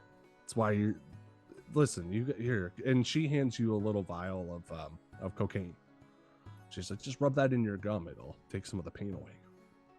It's good for you. But you know what? I think I know what you're saying. If someone were to ask me about it, but I hate to tell you, but the news is already out. That's they will he'll throw that cocaine on right away and just pop that in, just because the tooth has been hurting him. And at the same time, gosh, I don't know. Well, she's just being honest with you, right? Like that's the thing. It's like I would love to help you, but I can't. It's already out. I already know everything, which means somebody else already knows everything. Yeah, no, it's true. I'll be honest. Not doing quite as hot as I thought I'd be when got that promotion a few months back, but hey, everyone's kind of got their direction. How are the Railjacks going anyway? Honestly, I miss you. I'll say that much. Things have been bad. This fucking Ironborn has been taking rail cars lately. You can keep that one for free. But yeah, no, Ironborn's been taking some rail cars lately. I don't know what he's doing, but he's just been taking supplies going out to Scoundrels. But other than that, I don't know. That Gerard guy, you remember him? He took your job, eh? That bastard. That's really gonna really tick Bay off. He's Worst part is he took the job and then he fucking took a job with the Blue Coats like 2 months later. No loyalty. Ugh. Nah, well, he's company's lucky to have you, Salia, but for losing to people, well, might be better off without him. I'll be honest there. Listen, you're better off without us. Maybe not me, but Railjacks, it's going downhill, man. Especially here in Duskvol. But no, you take care. Stay safe. Come back. Bring booze. I might just do that. All right, get the fuck out of my office. and he'll get her out a little quick, kind of having the tail between his legs after that conversation. But it's not out of the ordinary for the types of chats that he has with Salia. There's definitely you know Salia is a busy woman. It's like she makes time for you because she really likes you. Oh, but that's so sweet. But she is incredibly busy. She works like 18 hours a day because that's what you used to do when you worked at the Railjack company. Like, it's capitalism at its finest. Sweet capitalism. Sweet capitalism. I could taste it now. Speaking of tasting capitalism, what is Myri up to? Nice. As you taste those tears pouring down your face, what are you doing with your day? Well, I think just narratively, it's gonna be because she's all crying, whatever. We're gonna have to calm down with a vice. So, okay, hunkering down in the library, just like shutting the world out. Like, okay, let's just read. Okay, give me your roll, and I have something for you. But yeah, give me whatever roll you would like there. So it's going to be resolve for you, which is also 1 die. 7. Yeah, it's 10. So where are you? Yeah, you have 8. So you clear 3 stress. Not too bad. It brings you down to 5 stress total. You're working, you're crying, but it's starting to get better. It's been a couple days now. You kind of get into a rhythm, but it keeps getting interrupted because on your desk is that spirit jar with the head of the woman. Oh. And you're trying to work on something. I think you were talking about how you wanted to research about hulls and how they're created. Yes. Yes. Awesome. I love it. You're trying to read about hulls, and there's a lot of good books here about hulls, and you have everything you need to learn. But this jar, it's doing some weird stuff. And it becomes kind of, it's distracting you from what you want to be focusing on, because inside, it's like, you can see this like kind of like wavering like dark blue like movement inside. It's not really a figure, and it kind of flows in and out of the ghost field within the jar. But it's like cold, like on the inside of the jar. You touch the jar, it's a normal jar, but on the inside it's starting to freeze and to crystallize. Oh, and cool. On day 1, it's like, okay, it's like snowflakes on the outside, and you maybe make some sketches of these like fractals to like cool. in your notes. Day 2, it's like it's built up like stone on the inside of the jar. Day 3, one of the fractals, you recognize a pattern. It looks vaguely like a face. Oh. Nothing to worry about. It's fine. It's fine. I'm sure this jar is very stable. Structurally sound. Well, and you do test it, maybe. The jar itself doesn't seem to be like suffering any damage from this. It's just like the jar itself is turning to stone. Oh.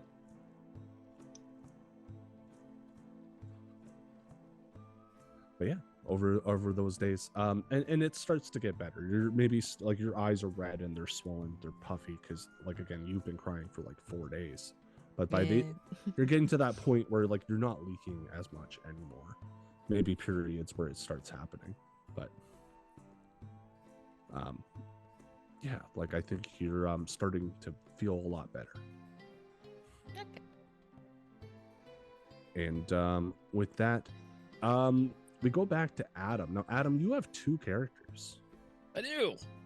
So you have I Jacob do. and you have Ludes. either one Yeah. of them can use your downtime actions. So I have 2 actions total. Yes. Okay. So, oh boy. Well, Jacob needs to de-stress, and he is what you might call a gambling man. Ooh, he's a gambling man. That is fair. Where does he go to gamble?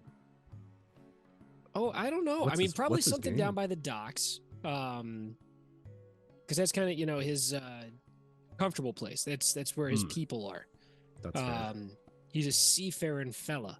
So I would imagine that there's got to be down by the docks some sort of like seedy like bar that probably has some sort of nautical name, and he's probably down there playing cards, man.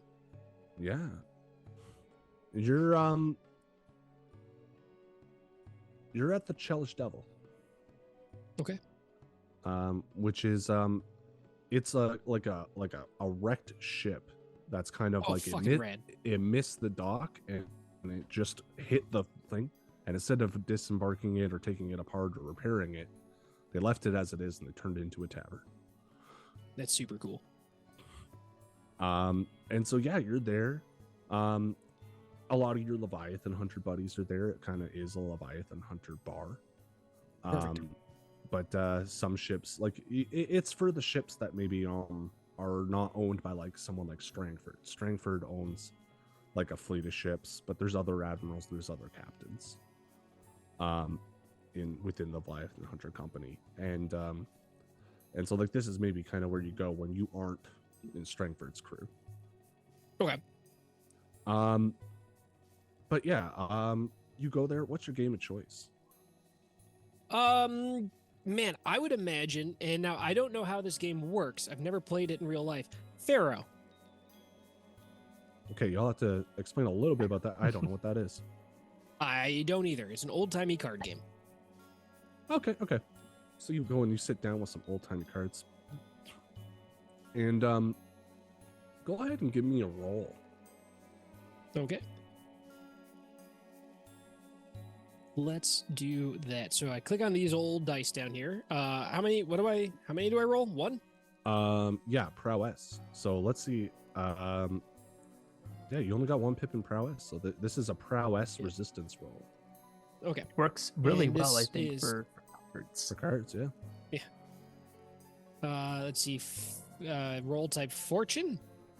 No, Wait, you no, there's a resistance roll. well- Roll. you can roll indulge vice if you go to the dice in the left side of like the scene page or the map page.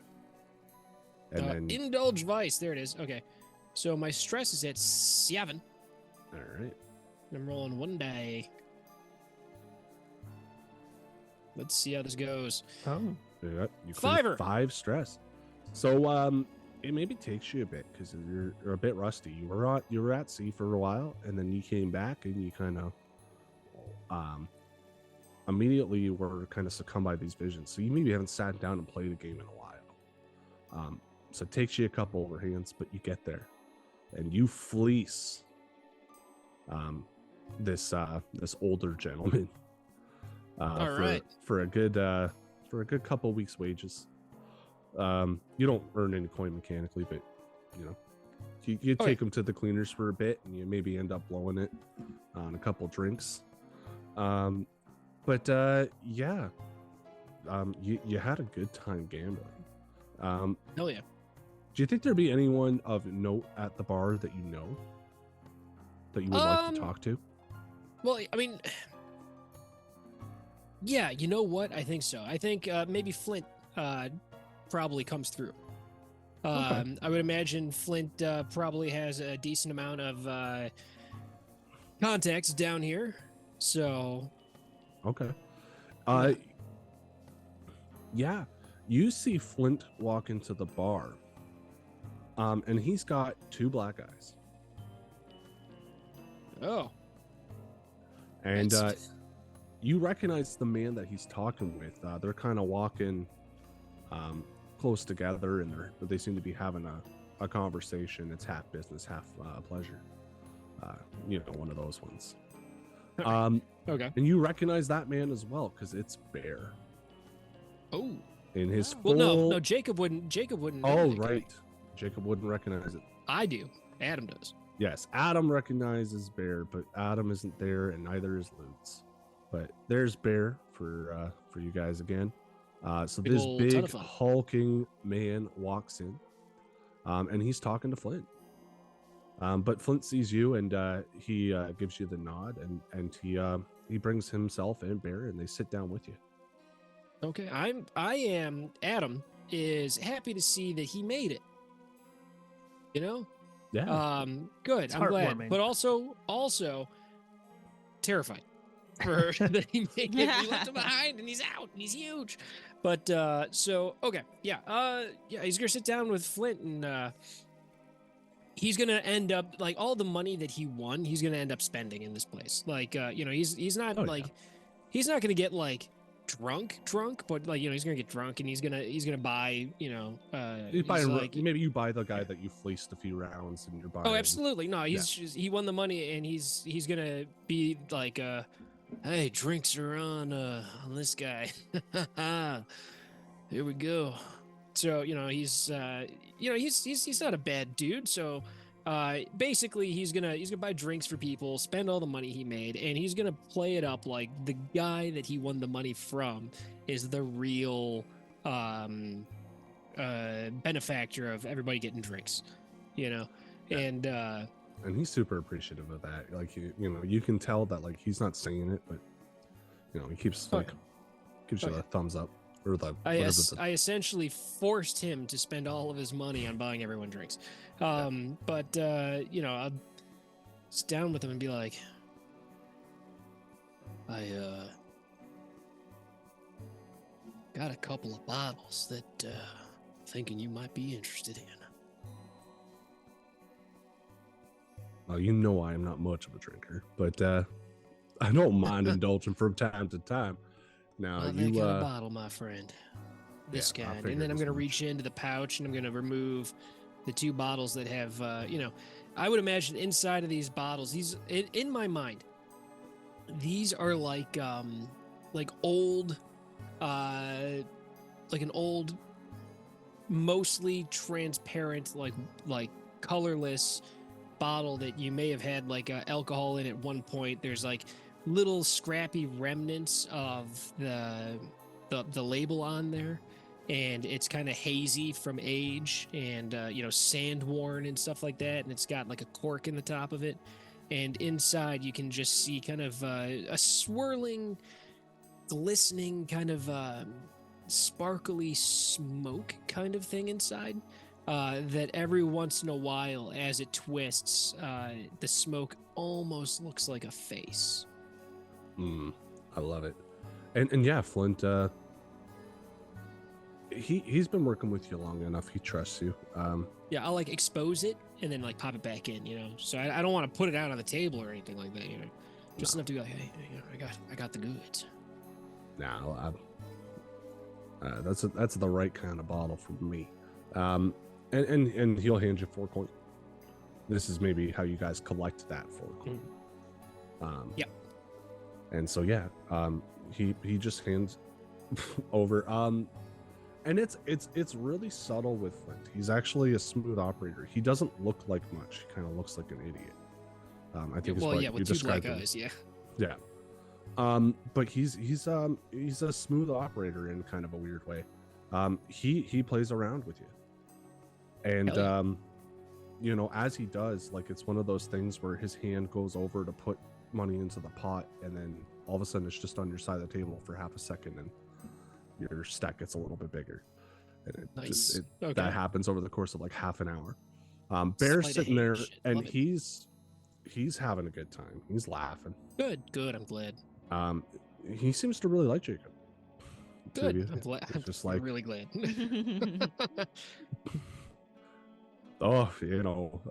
And Flint, while you're talking, he's like, my buddy here, it goes by the name Bear. I don't know why you go by that, Thomas, but he just got out of Iron Hook. Apparently, he had to bust himself out. bunch of fuckwits. Left him dry, but he found his way wet again. And that's all that matters. He's a foghound, eh?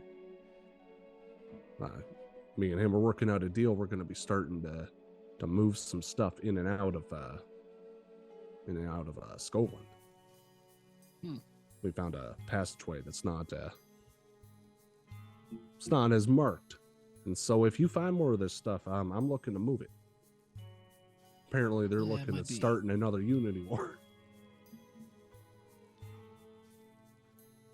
Seems to be everybody's fighting something. Well, what else are you supposed to do? You know, they tried to nick me the other day, eh? Is that what happened to the, He points 2 fingers at his eyes. Well, they took me over to Ironhook and fucking Tarvel punched me in the face and sent me back out. Why that happened? Well, he's not taking prisoners right now. You know, he took over the prison, right? Huh. Can't say as I did.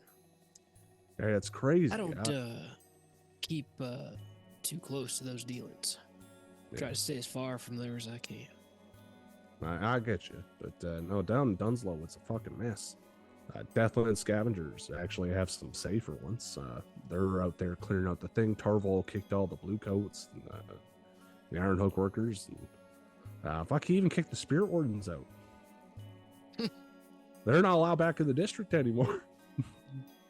It's takes some doing. Well, turns out when you got like about 500 pissed off prisoners with guns. Holy shit! All right, glad we got out of there, right? All right. Yeah, and a bunch of Path of Echoes guys apparently released a bunch of ghosts out there. They were executed. Just CJ laughing in the basement. Laughing in telepathy. All right. We didn't get that like, ability. yeah, right. Come on, we blew it. Missed opportunity.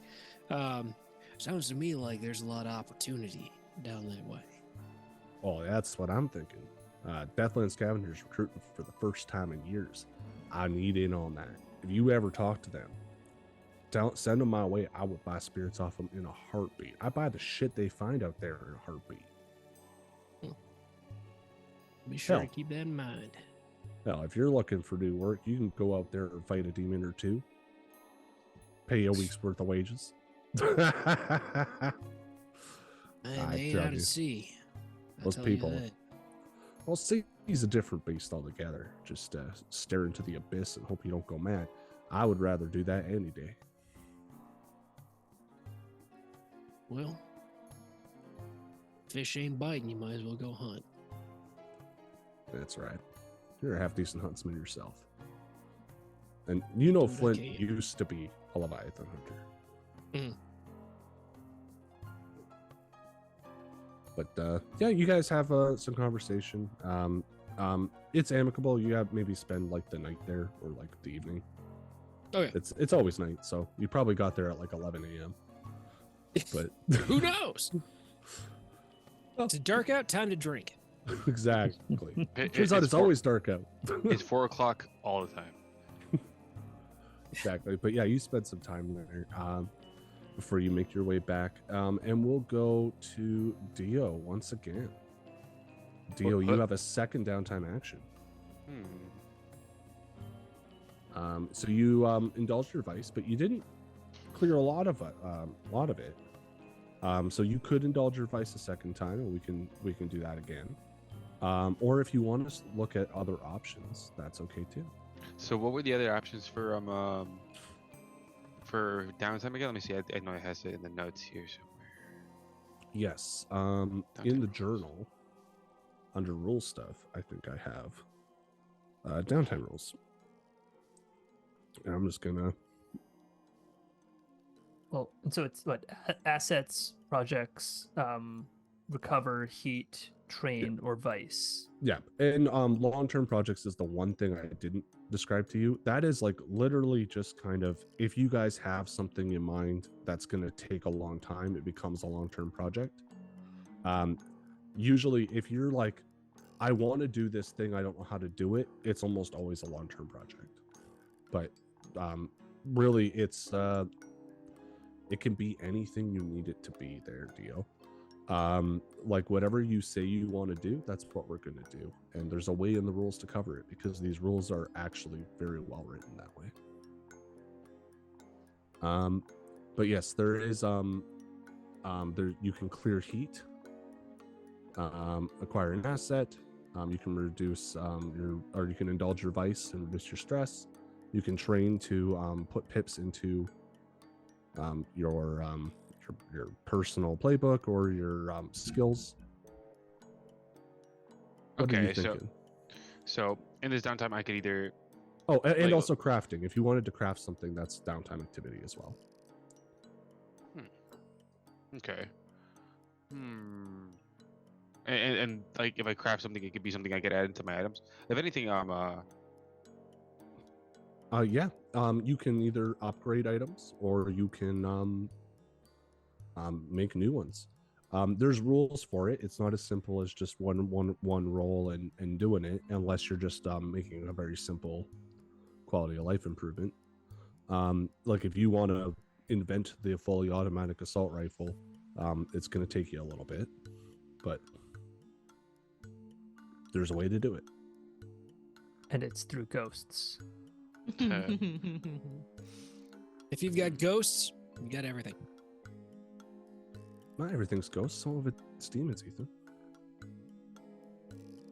I feel like a steam gun is like, you got a lot to work through, but like ghost gun, you can just kind of make it work. I mean, yes, but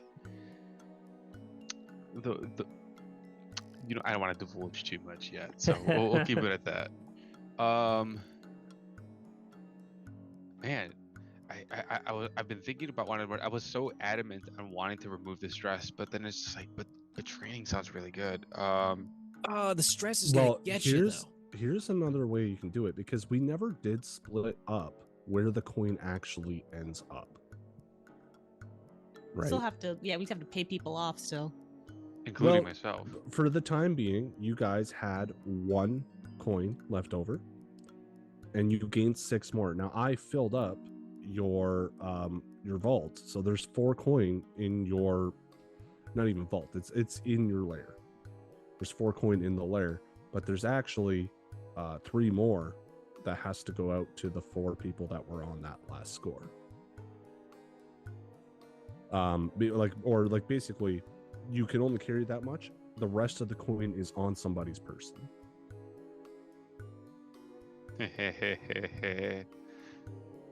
And that can be split up anyway, so that's just something to keep in mind. Albatross very well have at least 1 coin on his person. Extra downtime activities cost either a coin or a point of rep. You either pay for the privilege, or you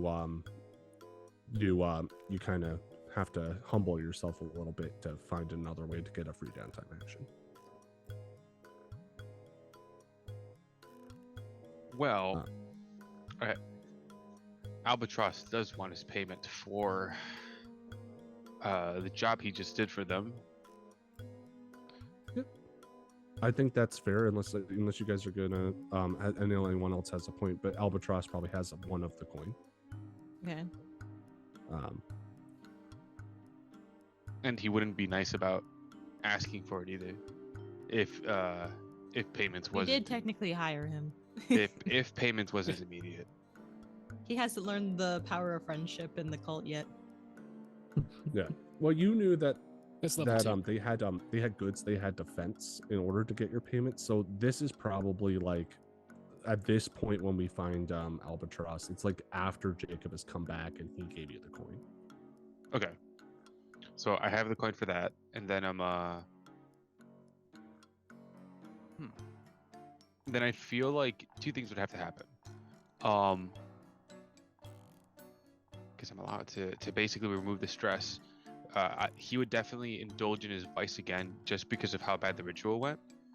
Okay. Yeah. So you do it again, and this time you find a couple people that can tough it out, and they're not gonna fuck up the ritual. Okay. And so go ahead and make that roll. Do you go back like I should ask? Does it look more or less the same? Like you're back at that clock tower and you're Yes. chanting. Yeah.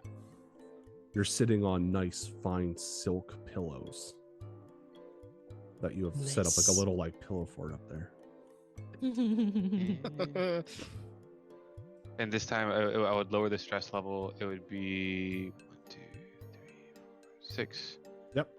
So the good news is you can't overindulge. Oh. You can if you So- do it twice, which is the way to go. Well, this is him doing it He twice, already right? did. Oh, come on. Two more. Oh. Two more. You can't source the meat, or not enough to get more than not enough. It feels good to take time to do what's important to you, and so you do manage to clear one stress. Mm-hmm. Yeah, it's not even worth it to boost it with coin. Yeah, because then you would just be clearing 2. So yeah, unfortunately, you only clear 1 stress. You're not able to find the flesh. Your source is it's not tapped. They'll have some later, but it seems like maybe if you need to do this now, you're gonna have to find some on your own, which means you may have to go hunting.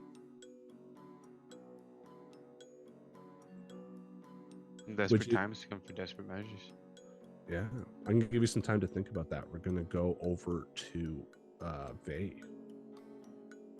Vay, you're coming back from the Railjacks. And as you're approaching the library, you see like a very lean man in like a fine petticoat. You've never seen him before, but he maybe doesn't quite recognize you, like the way he approaches. But he stops you on the street there. You're maybe about a block or 2 away from your lair at the old university quarters. And he says to you, good sir, do you have a moment? I do. How can I help you? Yes. If I believe I'm correct, I've seen your picture in the papers. You're Helger, correct? Yep, that's me. Yes. Skurlock. My name is Skurlock. Oh shit! I was really hoping it was some. Oh, Lord Skurlock. I'm honored to be at your presence. What can I do for you this fine dusk? Well, I just wanted to say congratulations. And maybe we'll leave it at that. But I've heard that you've done maybe not good work, but you've done work and it went well. And Good job. You did things. and I do appreciate that you took Albatross up on our offer, and of course that still stands. I do hope that you will continue to support the community. Yes, we very well intend to, and we appreciate the patronage that you've shown us so far, and that Albatross is he's a reliable man. Yes, one of the best. Of course, I save the best for myself. And he winks at you. And What the hell does that mean? yeah, you should come by the coffee shop if you ever wish to make another donation. And I should ask you, because you are a citizen of Six Towers, and as you know, I'm here to improve the lives of my people. What could I do for you? Wow, that's so generous. So Faye's going to take a moment to think, and it's a little bit pulling Ethan out of this character moment to go, I hadn't thought about meeting up with Lord Skurlock. Yeah, well, cool. So Faye's going to take a moment to ponder and kind of go in and be like, well, to be honest, sir, part of us joining your community is that we've definitely have found a new calling of of a brighter future, and so we really are on the lookout right now for more support in order to help us with our cause, and of course to help raise the community itself.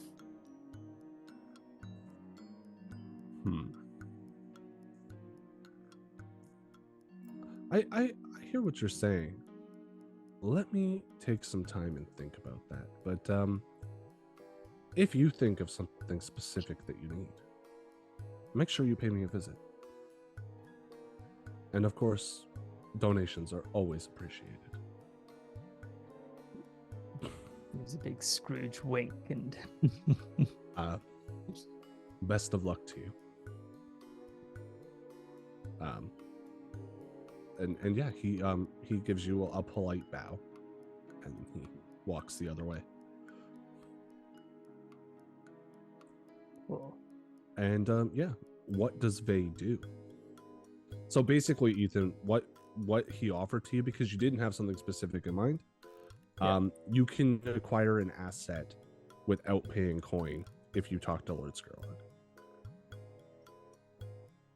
Is that a temporary asset, like with like the downtime, or is that just like yeah? Like you still have to use a downtime action to acquire an asset, but I will not require you to pay a coin if it's something Lord Gerard can do for you.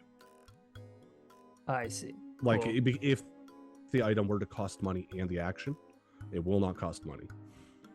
Yeah. Okay, that's a boon for you guys. Oh. Cool. No, that sounds good. As far as like the next downtime, what I was thinking of doing was actually going to Charter Hall Academy and talking with folks there, and maybe trying to, well, I just kind of mentioned of like, I want to start pushing our cult a little bit around and starting to get a bit more of a presence there in order to All build right. our adepts. I'm going to make this a long-term project. Ooh, That sounds first appropriate. one. All right, guys. So we're going to go to the crew sheet here. I'm going to pull out, I'm going to create an actor called Clock. And what's the end result here? You want to acquire followers? Yes. Okay. I'm going to say acquire followers here. And I've created that. And I'm going to make it a 6-segment clock. Okay. And what that means is that every time you fill out the 6-segment clock, your following of people who are available to do certain types of things are increased. Is that fair? So they might be, as you become more fanatical, they will become more fanatical, but at this point in time, they may be willing to do smaller favors for you. They're not cohorts who would die for you. Yeah, they'll pick up like the dry cleaning. Yeah, but they're people. And that is at the very top of the clock there. I'm going to change the settings so that you should be able to see the name of it. Always for everyone. Update token. All right. And so as a downtime action, you're going to pick an action to roll. And that determines how much of this clock you fill out. All right.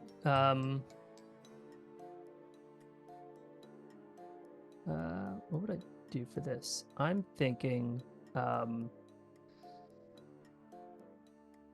I think Flyers. Hand out flyers. So with the flyers, yeah. So you know what, flyers are good. Like, what a great way to kick off having a cult and getting getting people to abandon how they're currently living their lives from a piece of paper. How Vey is going to go about doing this, though, is he's going to be maybe a little more strategic. He's not going to just be handing out flyers to every single person, but I actually want to use a tune. And so the hope and idea here is that Vey is going to go to the front of the Charter Hall, and he's going to attune with the spirits in order to try to identify those who have more of a spiritual connection in order to reach out to them and make a connection while giving them this probably pretty poorly printed out flyer.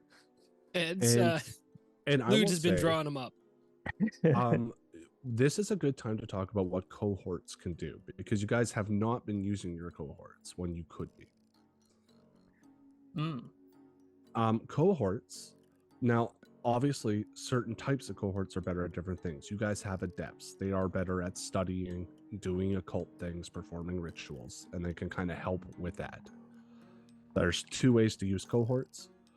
They are another actor, another tool in your arsenal that you can have on scores. They can be other places you're not doing things, or they can be other places in time doing things. Right? So like you're off running a heist and they're actually like setting up the escape mechanism while you're in the heist room. Like that's something they can be doing. Or in this instance, you may bring them to improve rolls. Give yourself more dice, because as an adept, Daniel... I was about to say, can I bring Danny Deravino with me on this? Maybe while making the flyers, he kind of shows up. Absolutely. Well, so you're at the library. You're trying to make flyers, and Daniel comes by and he says, "No. Here," and he steps away, and you see him. His hands are so diligent and deft, as he very carefully, almost like you would nowadays on like a word processing, or like on a computer graphic design program, lay everything out and then start filling in the words. His calligraphy is perfect, and it's like, yeah, he makes the flyer like interesting to look at, and then he makes copies of it, and he's so quick at it. I like to think the idea of him making copies is like the old printers, or it's like he's just actually whipping through. Have you ever used one of those like Kerchunk credit card readers where like you have the old fashioned carbon copies? Yeah, the carbon copies. It's Chuck. like that, but it's like the size of a table. So he like makes it, and then he just like moves this bar across, and it and he makes a carbon copy and then presses it down on the paper. Got a printing press in here. There's got to be some way to make this more efficient by like enslaving ghosts. There's got to be. I don't know. Why don't you talk? My to new the next Inkrickers long-term about it? project. There But you go. you gotta respect the craft, man. Like, Yeah. Because I studied graphic design, and I was told by like some of my old graphic design teachers that like because back in the day they would get all like metal little textiles that they would use specifically for their class, and like some of them had it like the whole alphabet specifically for them to press it through, and if they dropped that whole kit, they You're would, fucked. yeah, they would quit class right there in the spot. They would be like, I can't do this anymore, and they would just go. Like so this college program that you were in that was teaching you to do graphic design through press and like texts and everything and like in fonts, like it was just done because you had to reorganize it, and it would just take forever. And I mean, where this world is at, I know Aaron had mentioned that like the printing press is brand new. It's why like, the current newspapers that we have are the style. And so those problems are happening right now in the university. Yes. Oh, Yeah, somebody's shit. like, I lost my F. Yeah. And Daniel Can't give an F. will go with you, and the two of you have studied the art of social alchemy, and so you guys are the coolest guys in town. You perhaps go to Mordian Hall, the Mordian Hall of Unnatural Philosophy. Sounds cool. Yeah, which is it's like a series of like old houses that have been like the walls have been knocked apart and made into like one giant like classroom slash quarters for the students that study philosophy at Charter Hall Academy.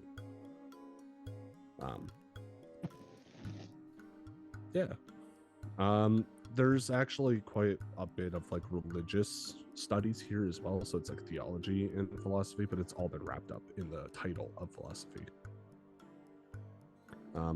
Also, ethics and demonology is a course you can take here. I'm just reading the description. Man, I want to go to all these courses. They sound great. Yeah. I'm gonna audit those because I already have all my credits. And so, yeah, go ahead and make your roll. Give yourself +1 die because you have a cohort helping you in something that he happens to be skilled in doing. So he's done enough research that he can help you with the attune. He's not necessarily an occultist, but he can do, like, anyone can perform these feats if they know what they're doing, and he's read enough books that he does. Okay. All right, we will roll. All right. And it's a 5. So you got a 5, which means you fill 3. You're halfway to acquiring more. And what that looks like,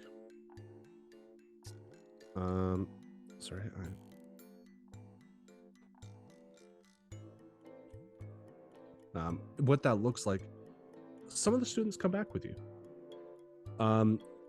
It's one of those things where you're handing them out, and a group of young 19-year-olds come over, half as a lark. Yeah, I definitely see this where it's Daravino kind of going up and like have you seen this book, like look at this thing, like look, we got like a lot going on here, and it's just kind of like a little neurotic, and then kind of like gets maybe like that tiny bit of a crowd. You attuned, right? Mm-hmm. So go ahead. I was gonna say, like, maybe it is like you drew some attention because you guys actually summoned the spirit. Ooh, cool.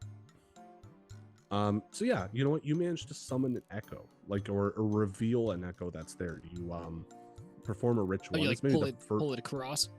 Yeah. You draw it apart, and what they see is one of the professors, like kind of pacing back and forth, and he's pacing back and forth in front of this bulletin board where you're hanging up the flyer, and there's about 4 of these students that come up, and they say, and the leader amongst them says, yeah, what's this all about?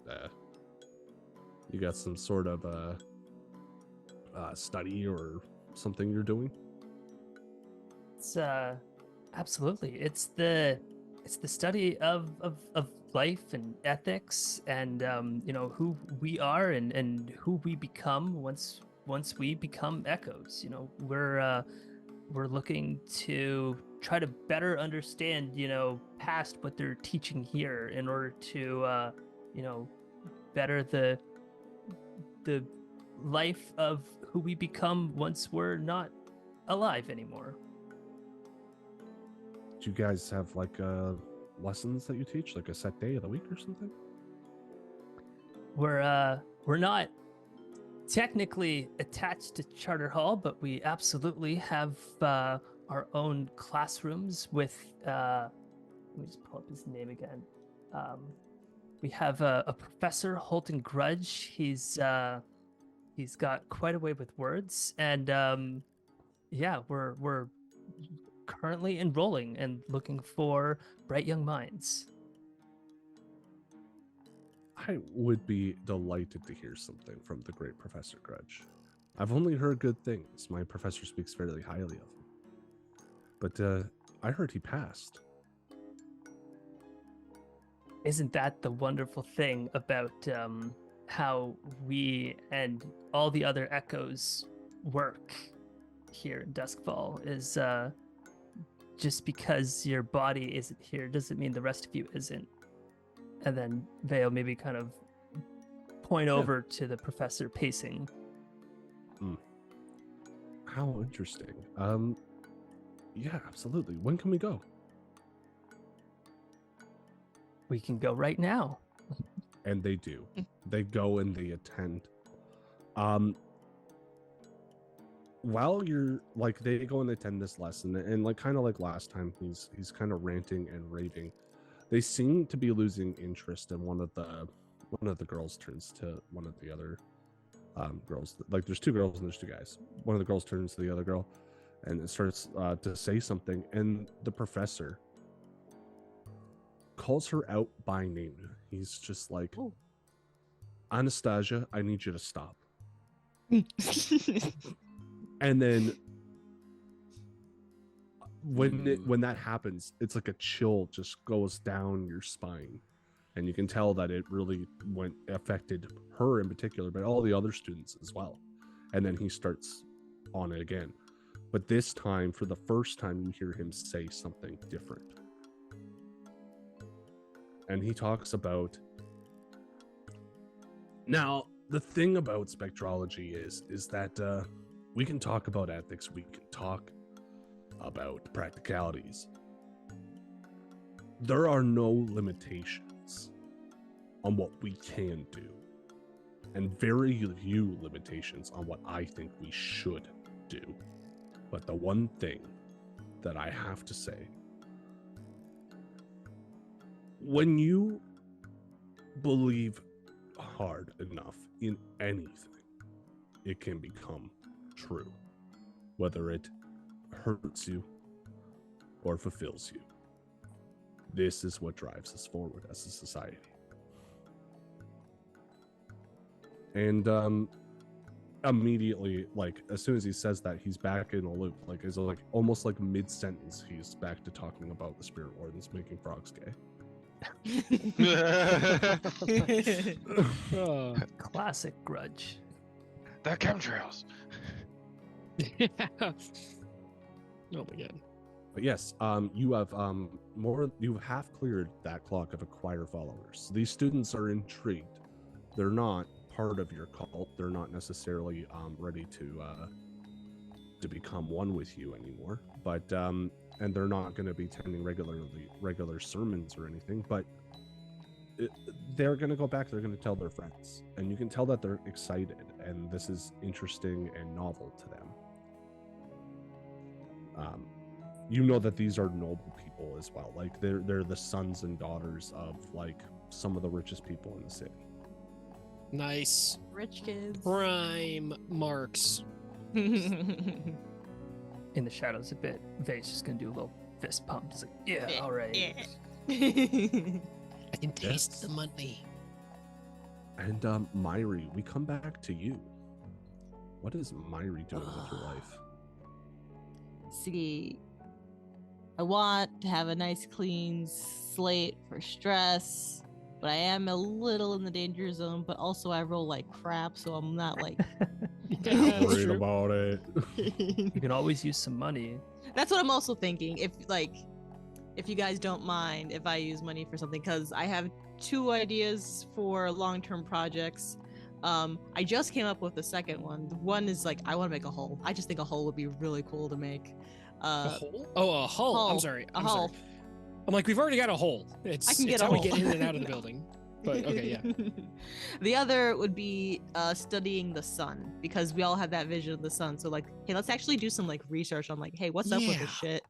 Yeah, that seems like a thing. That seems like a big thing, like an important thing. Absolutely. So what? I guess that all sounds very interesting, and I'm excited about Mhm. all of it. But what do you do first? Always got to ask the hard questions, Aaron. The hard-hitting questions.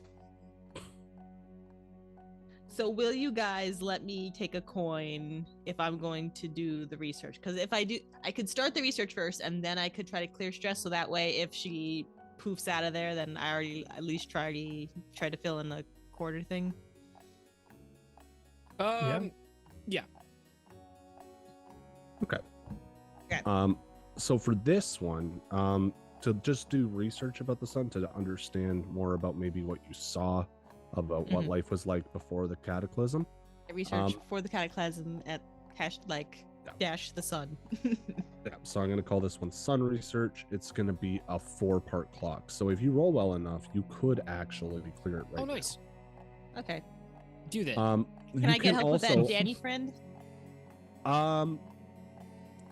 Yeah, it Or doesn't all have the- to take same place in the same day, and you haven't been using him. Like, I'm not worried that you're abusing him. So yeah, Him go or ahead. the teacher man? Because this is their school, so I'd assume they know where books are. Oh, it's got to be He's Danny. a little bit stuck. Danny Deravio is like our Danny. man. Well, Dan he the is. man. He is your man, and he's single. Let me update the notes. That's very, really important. very important detail. Single Yeah, yeah, and- yeah. Update the notes. He's 52 and single, guys. So go ahead and make a roll. I'm assuming it would be a study roll, but I don't want to make that assumption. Yeah. If you have a better, Nah, study. I'm good at study. okay, give And then a yourself +1 die +1. because Daniel is going to help you out pick out the right books. He's a very quick reader. You actually learn he's a speed reader. Oh.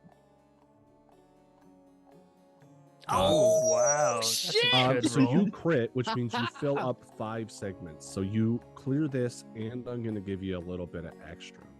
And I Oh. get extra Yeah. credit. Take Well, that, Dad. Yeah, Hey, you said you were bad with dice.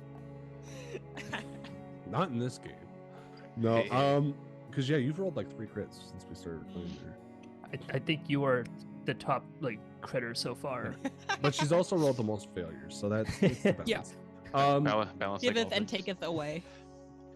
But yeah, Myri, so you spend some time studying, and the information is big. These books that you're reading about, like the pre-cataclysm, very few of them talk about the sun explicitly. Partially because it was just this thing that everyone understood because it was so obvious.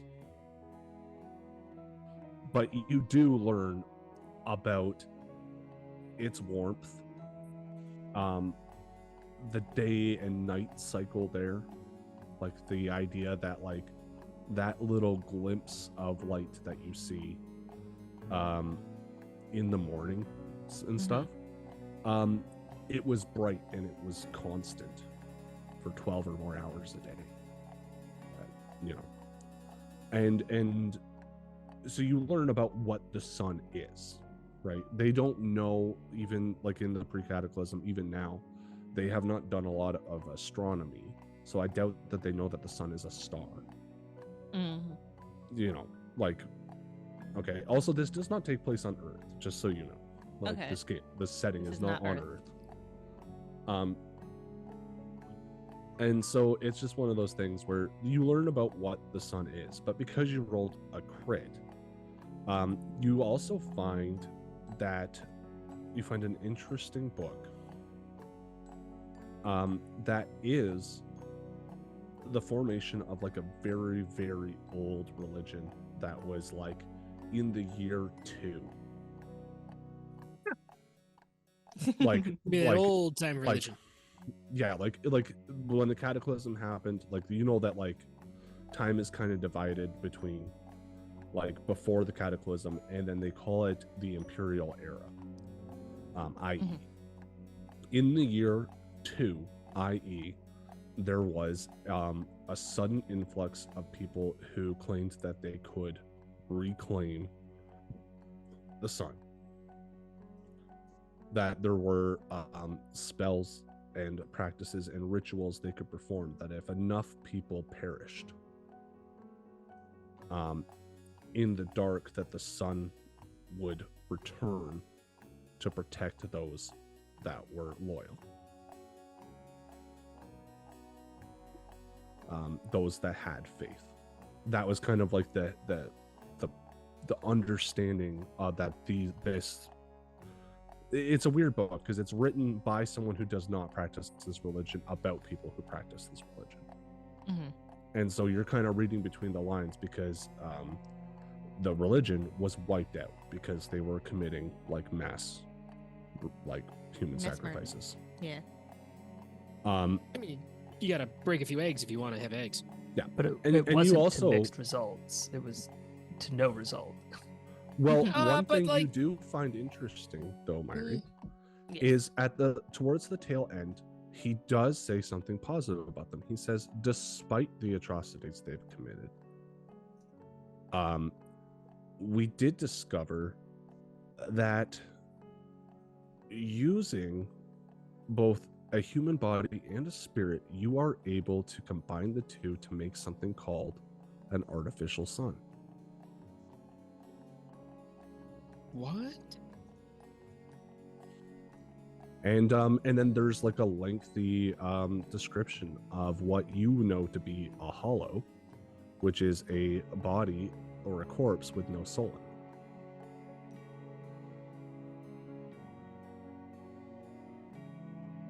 Okay. We're making a sun baby. All right. We're gonna make a baby. Yeah. You don't have the full ritual or whatever. You just know that it involves a hollow, is what I'll say. I think I found the next project. Yes. And so I think Adam has his second downtime I action to take. One left. And oh man. Let me double check here where our heat's at. Our heat is still pretty high. Did you clear the heat from before? Yeah, you did. I think I did. Yeah, it's like There's more only than half full still. So yeah. I'm either like I'm torn between helping the team by reducing heat or helping myself by training. Isn't that the crux of it? Yeah. No, we're gonna do the heat. All right. So, how do I wanna reduce the heat. What Okay. do I roll? Well, so you roll an action roll, and because you have two so- characters, you pick which character is doing this, and the only thing that really changes is the narrative. Yeah, I mean that's Ludes. He's drawn mustaches on all the wanted pictures. Okay. Yeah, I got Theo choked. I got your ass, dude. Oh shit. He's gonna finesse those Luz and Mari pictures. have very similar goals as tactics in getting rid of heat. Destroy Yeah, the I'm haunted gonna- posters. I'm gonna black out the teeth, a couple of the teeth, draw like a unibrow on. Monocles, top All hats. right. Give me that Change the finesse version- roll. change the Controlled version for of standard Ludes. effect. It's not like nothing bad's gonna happen, even if you fail. Like you still clear a little bit of heat. Okay, just- so what do I roll? You said finesse. Yeah, So Risky roll standard? finesse. No, well, it doesn't matter. This roll Okay. won't come back to bite you. It's just how much heat do you clear. Oh man. are you Can't get sure? rid of that heat. Oh, Snake my. eyes. Oh, what the Snake fuck? eyes. I mean, you can pay a coin and boost its level if you want. You know what? Honestly, the result of a 1 is probably a fair representation of me drawing mustaches on a wand posters. That's fair. And I'll take yeah, it. you Fuck find these posters of Myri from like weeks ago. There's not as many as you thought as there were when you first kind of came into the district. It seems like a lot of them have just like fallen off and no one's bothered to replace them. She's really fallen off. Yeah, but you do manage to find a couple and you draw mustaches on them, and it looks even less like Myri. All right, good. I'm glad. Thanks. Looks even more with the mustache, the big, snidely whiplash, curly mustache. That's It's like- true. I shouldn't assume. Does Myri have a mustache? She's got a little bit of peach fuzz, but no, it's not really coming in. I was She wondering doesn't really like when you talk about it though. So come on. if the failure was something like you draw all these mustaches, then you get back and you accidentally like the marker draw it on hits her. and you draw the mustache on Myri. And Just draw it's like, it on. Yeah. Yeah. Oh well, my heat God, rolls are let's- one of the few rolls that you Let's can't raise fail. the heat. Okay. mm. Are Yeah, you and- sure? Because I feel like I just did. I know you're lucky that you did not crit fail, so you can remove one heat. Okay. Uh, Well, I mean, woof, I did. All right, so Yep. there we go. Um, still pretty I think hot. we will hot, be hot. spending another coin for that. well, Yeah, maybe the probably. How next many do one. we have? You're 4 away from hitting your first blonde level. No, that's not the end of the world. You don't immediately go to prison and lose the game if you get a wanted level. It's not the end of the world, but it does amplify the level and severity of entanglements. Is really what it Okay. comes down Well, I think we're okay for right now. to. Yeah. And so I'm going to open it up to everyone here. We have free play and any extra downtime actions you want to take. I know Myri said that she was going to do an extra downtime, spending a coin for that. And I still have, or Albatross still has his one downtime as well left. Yes. So actually, why don't we go there? What is Albatross doing with his extra downtime? So, purely on the necessity of that material that is required for the ritual, this is going to be priority number one. So he would gather some of those people in the room, the ones he would trust the most, and start just kind of planning out how to obtain more. Okay. So I'm going to stop you there because I'm going to give you two options.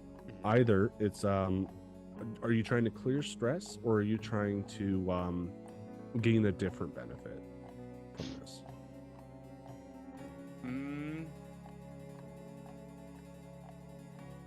Just because of how the vice is set, Yeah.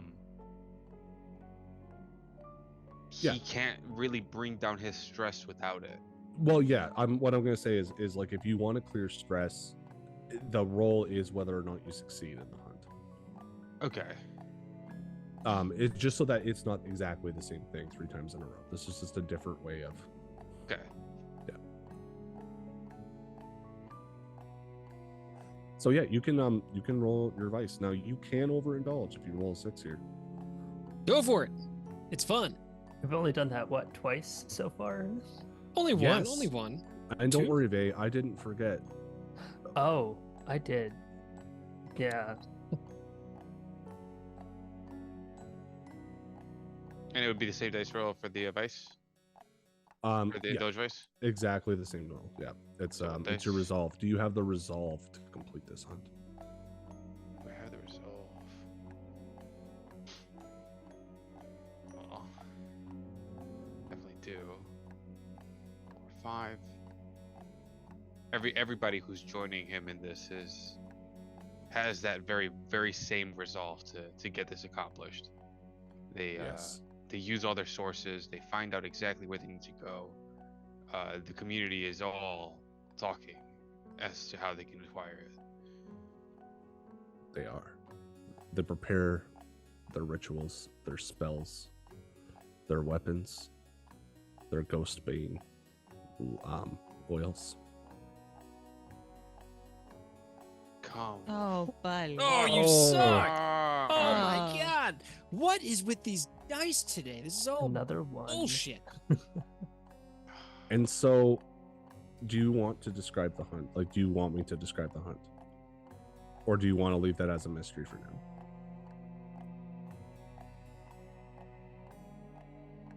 Are you ready for the audience to know what it is you're hunting? So we'll leave it. Okay. The hunt is unsuccessful. But the thrill of the hunt was enough to reduce your stress by 1 point. All right. Sorry, dude. Them's the breaks sometimes. That's a That rough sucks. session for you this week. Yeah. Yeah. Yeah, man. Well, he had such a good one last time. He needs to know. No, I'm kidding. I mean, it's the give and take. Yeah. But you know what? That just means you might have to be a little bit more sparing with your stress in the next score. And the commitment to the reducing the stress has definitely brought it down to a point where it's much better than where it was before. All right. And so we'll quickly go to Myri. Okay. So, are we all? Did we decide we're just good with the heat as it is? Should I think so. Are we- There's only so much we can fight RNG. Yeah. okay.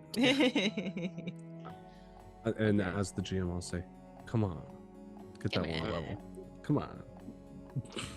Let Okay. me You do heard him. worse things to you. There ain't no fun. You with heard it. I'm in. I'm here for it.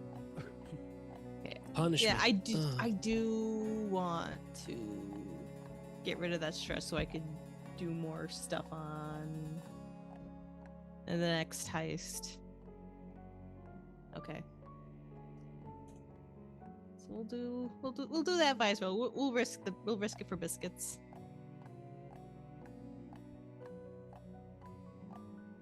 Okay.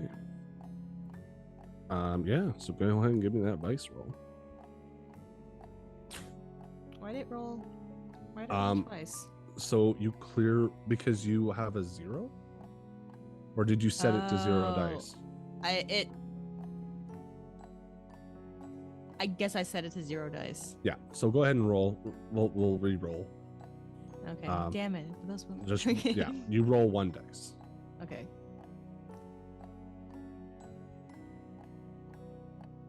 Oop, there it is.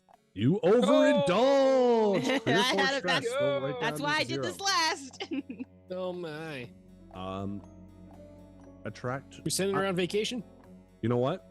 In the interest of time, and because I actually was waiting for this to happen, you attract trouble.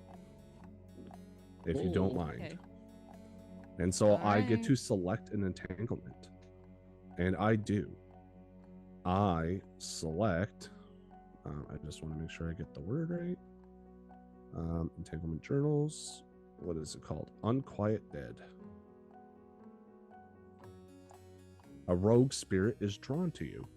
Perhaps it's a past victim. Acquire the services of a whisper or railjack to attempt to destroy or banish it, or deal with it yourself. All right. So you're working late into the night, and you finally have gotten over this like affliction that's been bothering you. Your eyes aren't leaking anymore, and they're finally starting to not be so swollen. You're returning back to normal, and you are on a roll. You've been studying about the sun, you've been learning about hollows, and you've been learning about hulls, and you're maybe starting to make some connections that there's maybe more than one way to skin this cat, that there's better information in the year 852 than there is, or 854 than there is in the year 2. And so you're kind of doing this research, and you're excited. Like, you do clear that stress. Like, it's that thrill that you get when you're on the right track.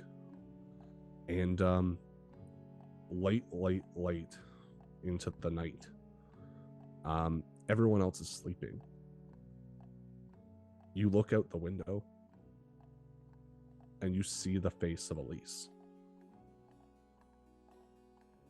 And the window shatters.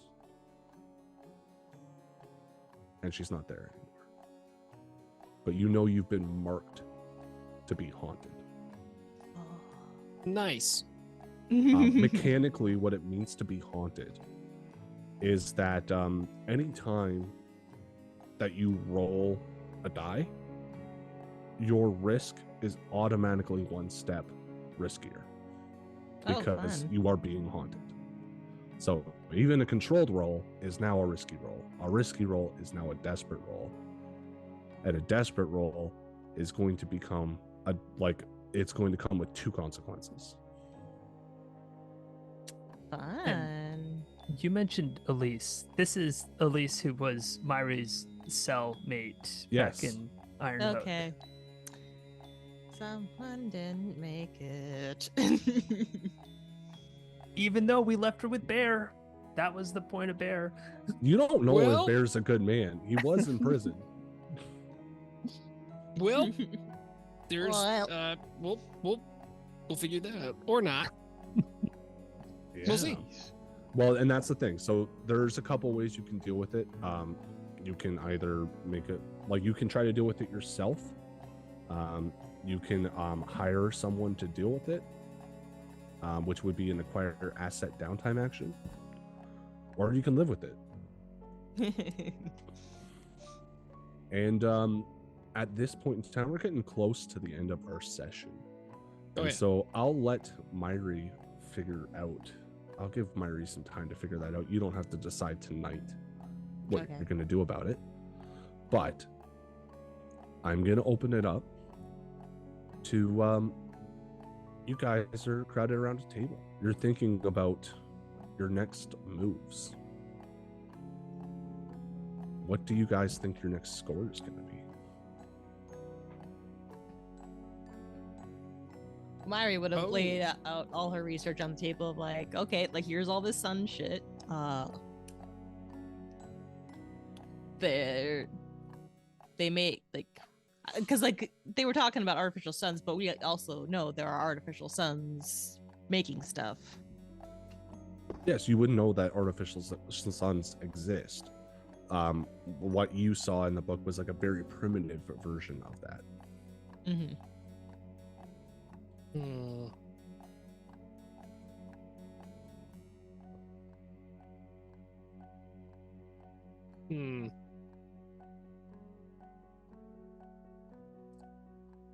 I'm like, Stormy, did you hear anything down by the docks? Did I hear anything down by the docks? I heard there's some big stuff going down at the prison. Seems to me that the spirit wardens are not around. There's a lot of trafficking going on, and with the spirit wardens out of the way, ghosts become available, if you know what I mean. It's money to be made. Now, whether that has to do with martyr, circle, I don't know. But I believe I found this information for a reason.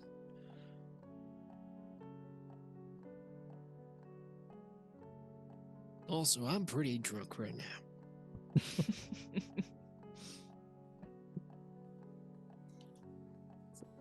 So are you suggesting that we go and capture more ghosts at the prison? Yeah, we can get right in there. And, I guess the blue coats aren't around. All we gotta deal with is some, hook-wielding madmen. Maybe, find some ghosts, make some ghosts if you gotta. Trap them in some jars, sell them, make a little bit of money. Now, here's the thing. I don't know. Hey, you seem like a crafty type.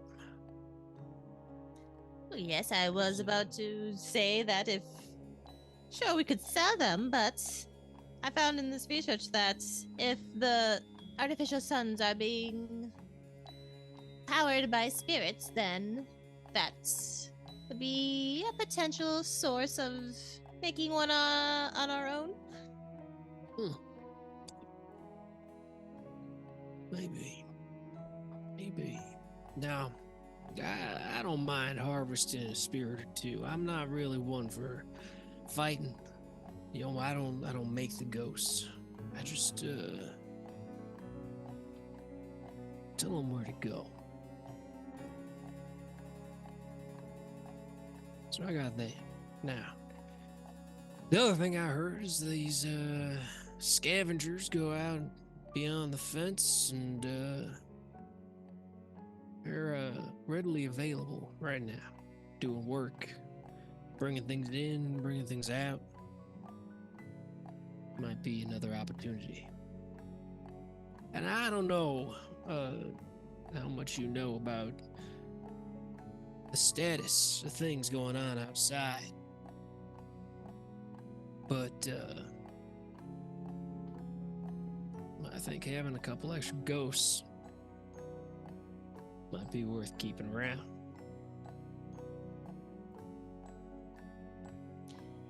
In bottles, or do you mean just hanging around?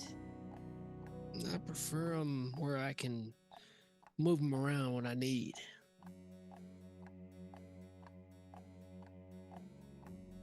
A free range, it's be a little bit dangerous, a little hazardous to your health, and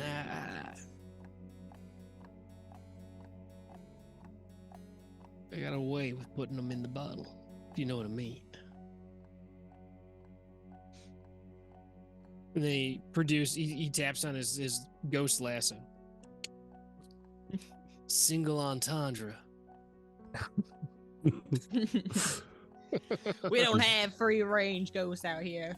We keep them out nice in their cages. Lock them up like a factory farm. And so they'll kind of go in. It's like, well, and you know, if we've had our fill of ectoplasm for the week, you know, I've also heard that the Ironborn are messing up the railjackers. They're taking rail cars, and I don't have much more into that, but might be a little less on the supernatural side if we're you know, looking to not get quite so teary-eyed this time. That doesn't mean nothing to me. You know, this conflict between these two, that's got nothing to do with me. Nothing to do with anything that I care about.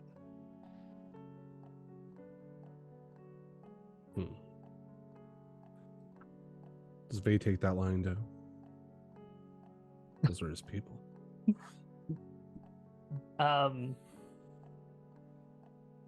Yeah, I guess we've got different opinions here. Oh no, Not social my fight. conflict. Not my problem. You know, they're gonna eventually, maybe it comes to blows, maybe blows come to daggers, slings, and guns, and maybe a couple of new ghosts become available. Might be worth keeping an eye on, but as far as that conflict goes, potential source of income is all I see. Well, as far as that conflict goes, I see it as one less enemy on the streets keeps us a little more clear to do other work. And so it really depends on what way you want to tie the pig. What the hell is a Ectopig. pig? Oh, very good. I know about those. I think pig's been extinct for a long time, but pig ghosts, they're all up in this piece. I ate a piece of bacon once, and that ghost haunted me for 32 years. It's greasy. Like bacon grease in a kitchen sink, you know? If you got a landlord, you know, you might as well just pour it right down the drain. Not your problem. It's your own house, though. You gotta figure out how to get rid of it, if you know what I mean. I'm gonna ask a couple of the other characters here. One is Ludes goes, Albert. what the fuck is this guy even talking about? Bacon grease? I don't understand. I mean, what the fuck? Nothing you said means anything. Who is this guy? Why is this guy even here? Tensions are rising. Tensions are rising. And is Albatross here? He's there in the dark. You see him? Brooding in in the the fucking corner. shadows. Listeners at home, Theo is like brooding in the shadows. Batmaning. Yeah, he's over there standing on a fucking gargoyle. The role play table. It is totally okay if Albatross is not here for this meeting, but I want to invite you to this meeting. If you think Albatross would be here, you want him to be here. I mean, the one thing I've been contemplating is what motivation would Albatross have to be there. Well, And I know. I'm gonna say that this is your into the circle of flames. Yeah. That's what I was thinking. Because you have never known someone who just went to a meeting with the Circle of Flames before. And the fact is you saw who they were. Yeah. Not necessarily like who they were, all of them, but like you saw them for the first time. Those are the people that have stolen artifacts, treasures, taken as trophies, important cultural touchstones for the Tekarosi people. Okay, so that makes just to put it frankly, the recon he's doing easier. to respond to here. And having listened to this whole conversation from the shadows above, you see Albatross basically enter the room, and almost like a grappling wire attached to his arm, it all snaps back onto. So now, from above, he lands and says, "Oh, fuck, oh, sorry, I'm trying to remember the names here.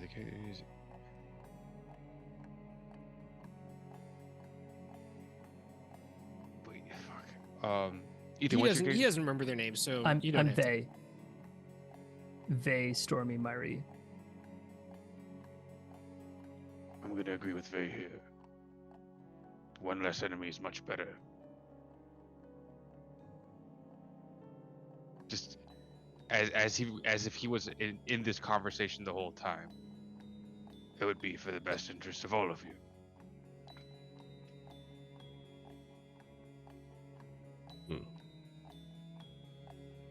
And perhaps tensions are rising, realizing that not everyone has the same vision.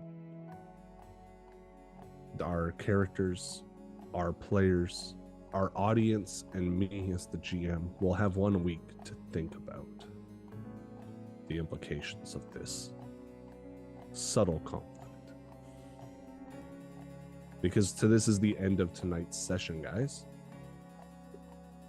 Woo! Ah. Yeah. Yeah, no, I mean, I had a good time with you guys as always. Oh yeah. Yeah, we'll call it there. So listeners at home, if you enjoyed what you heard, please rate, review, follow us on whatever platform you are, Spotify or Apple Podcasts, over on Spreaker. Join us on YouTube and leave some comments, or join the Discord channel as we talked about earlier. If you really want to help out, consider throwing a couple coins into the Dragon's Hoard. We have monthly art released by Kyle the Redbeard, who is also over on the Alien podcast, or the Alien RPG show. It's the same podcast. It's the Dragon's Creek Gaming. But yeah, and they're over there. We are releasing video content over there as well on the Patreon. As Adam was talking about earlier, we are releasing episodes of... Actually, I don't know if you're talking about this. I may have just hallucinated that. But we are releasing episodes of a new Shadowrun Anarchy AP called The Worst of Us. Me and Sean from the Paydata podcast are over there. And also Ridium from Pride Against Prejudice, and Dr. Friendship from the Sinless podcast. He's not a real doctor. He's not a real doctor? What the fuck? Yeah, I'm He sorry. lied to me. He lied to me. I'm gonna get so mad at him. But yeah, no, that's a side story for the Shadowrun Pay Data series, so it ties in. It ties in. It's not the same characters, but it's the same story arc. yeah. Don't miss out. I for one am excited to know what happens. Oh, dude, me too. I am pumped. Yeah. But yeah, check that out. We have that. We have more. If you like Warhammer Fantasy or just Warhammer in general, we got stuff for you over on the Patreon. We got stuff for you everywhere. Chris is probably one of the biggest Warhammer guys I've ever met. And if you think you can top him, you should not do that, because I don't know if he's into it.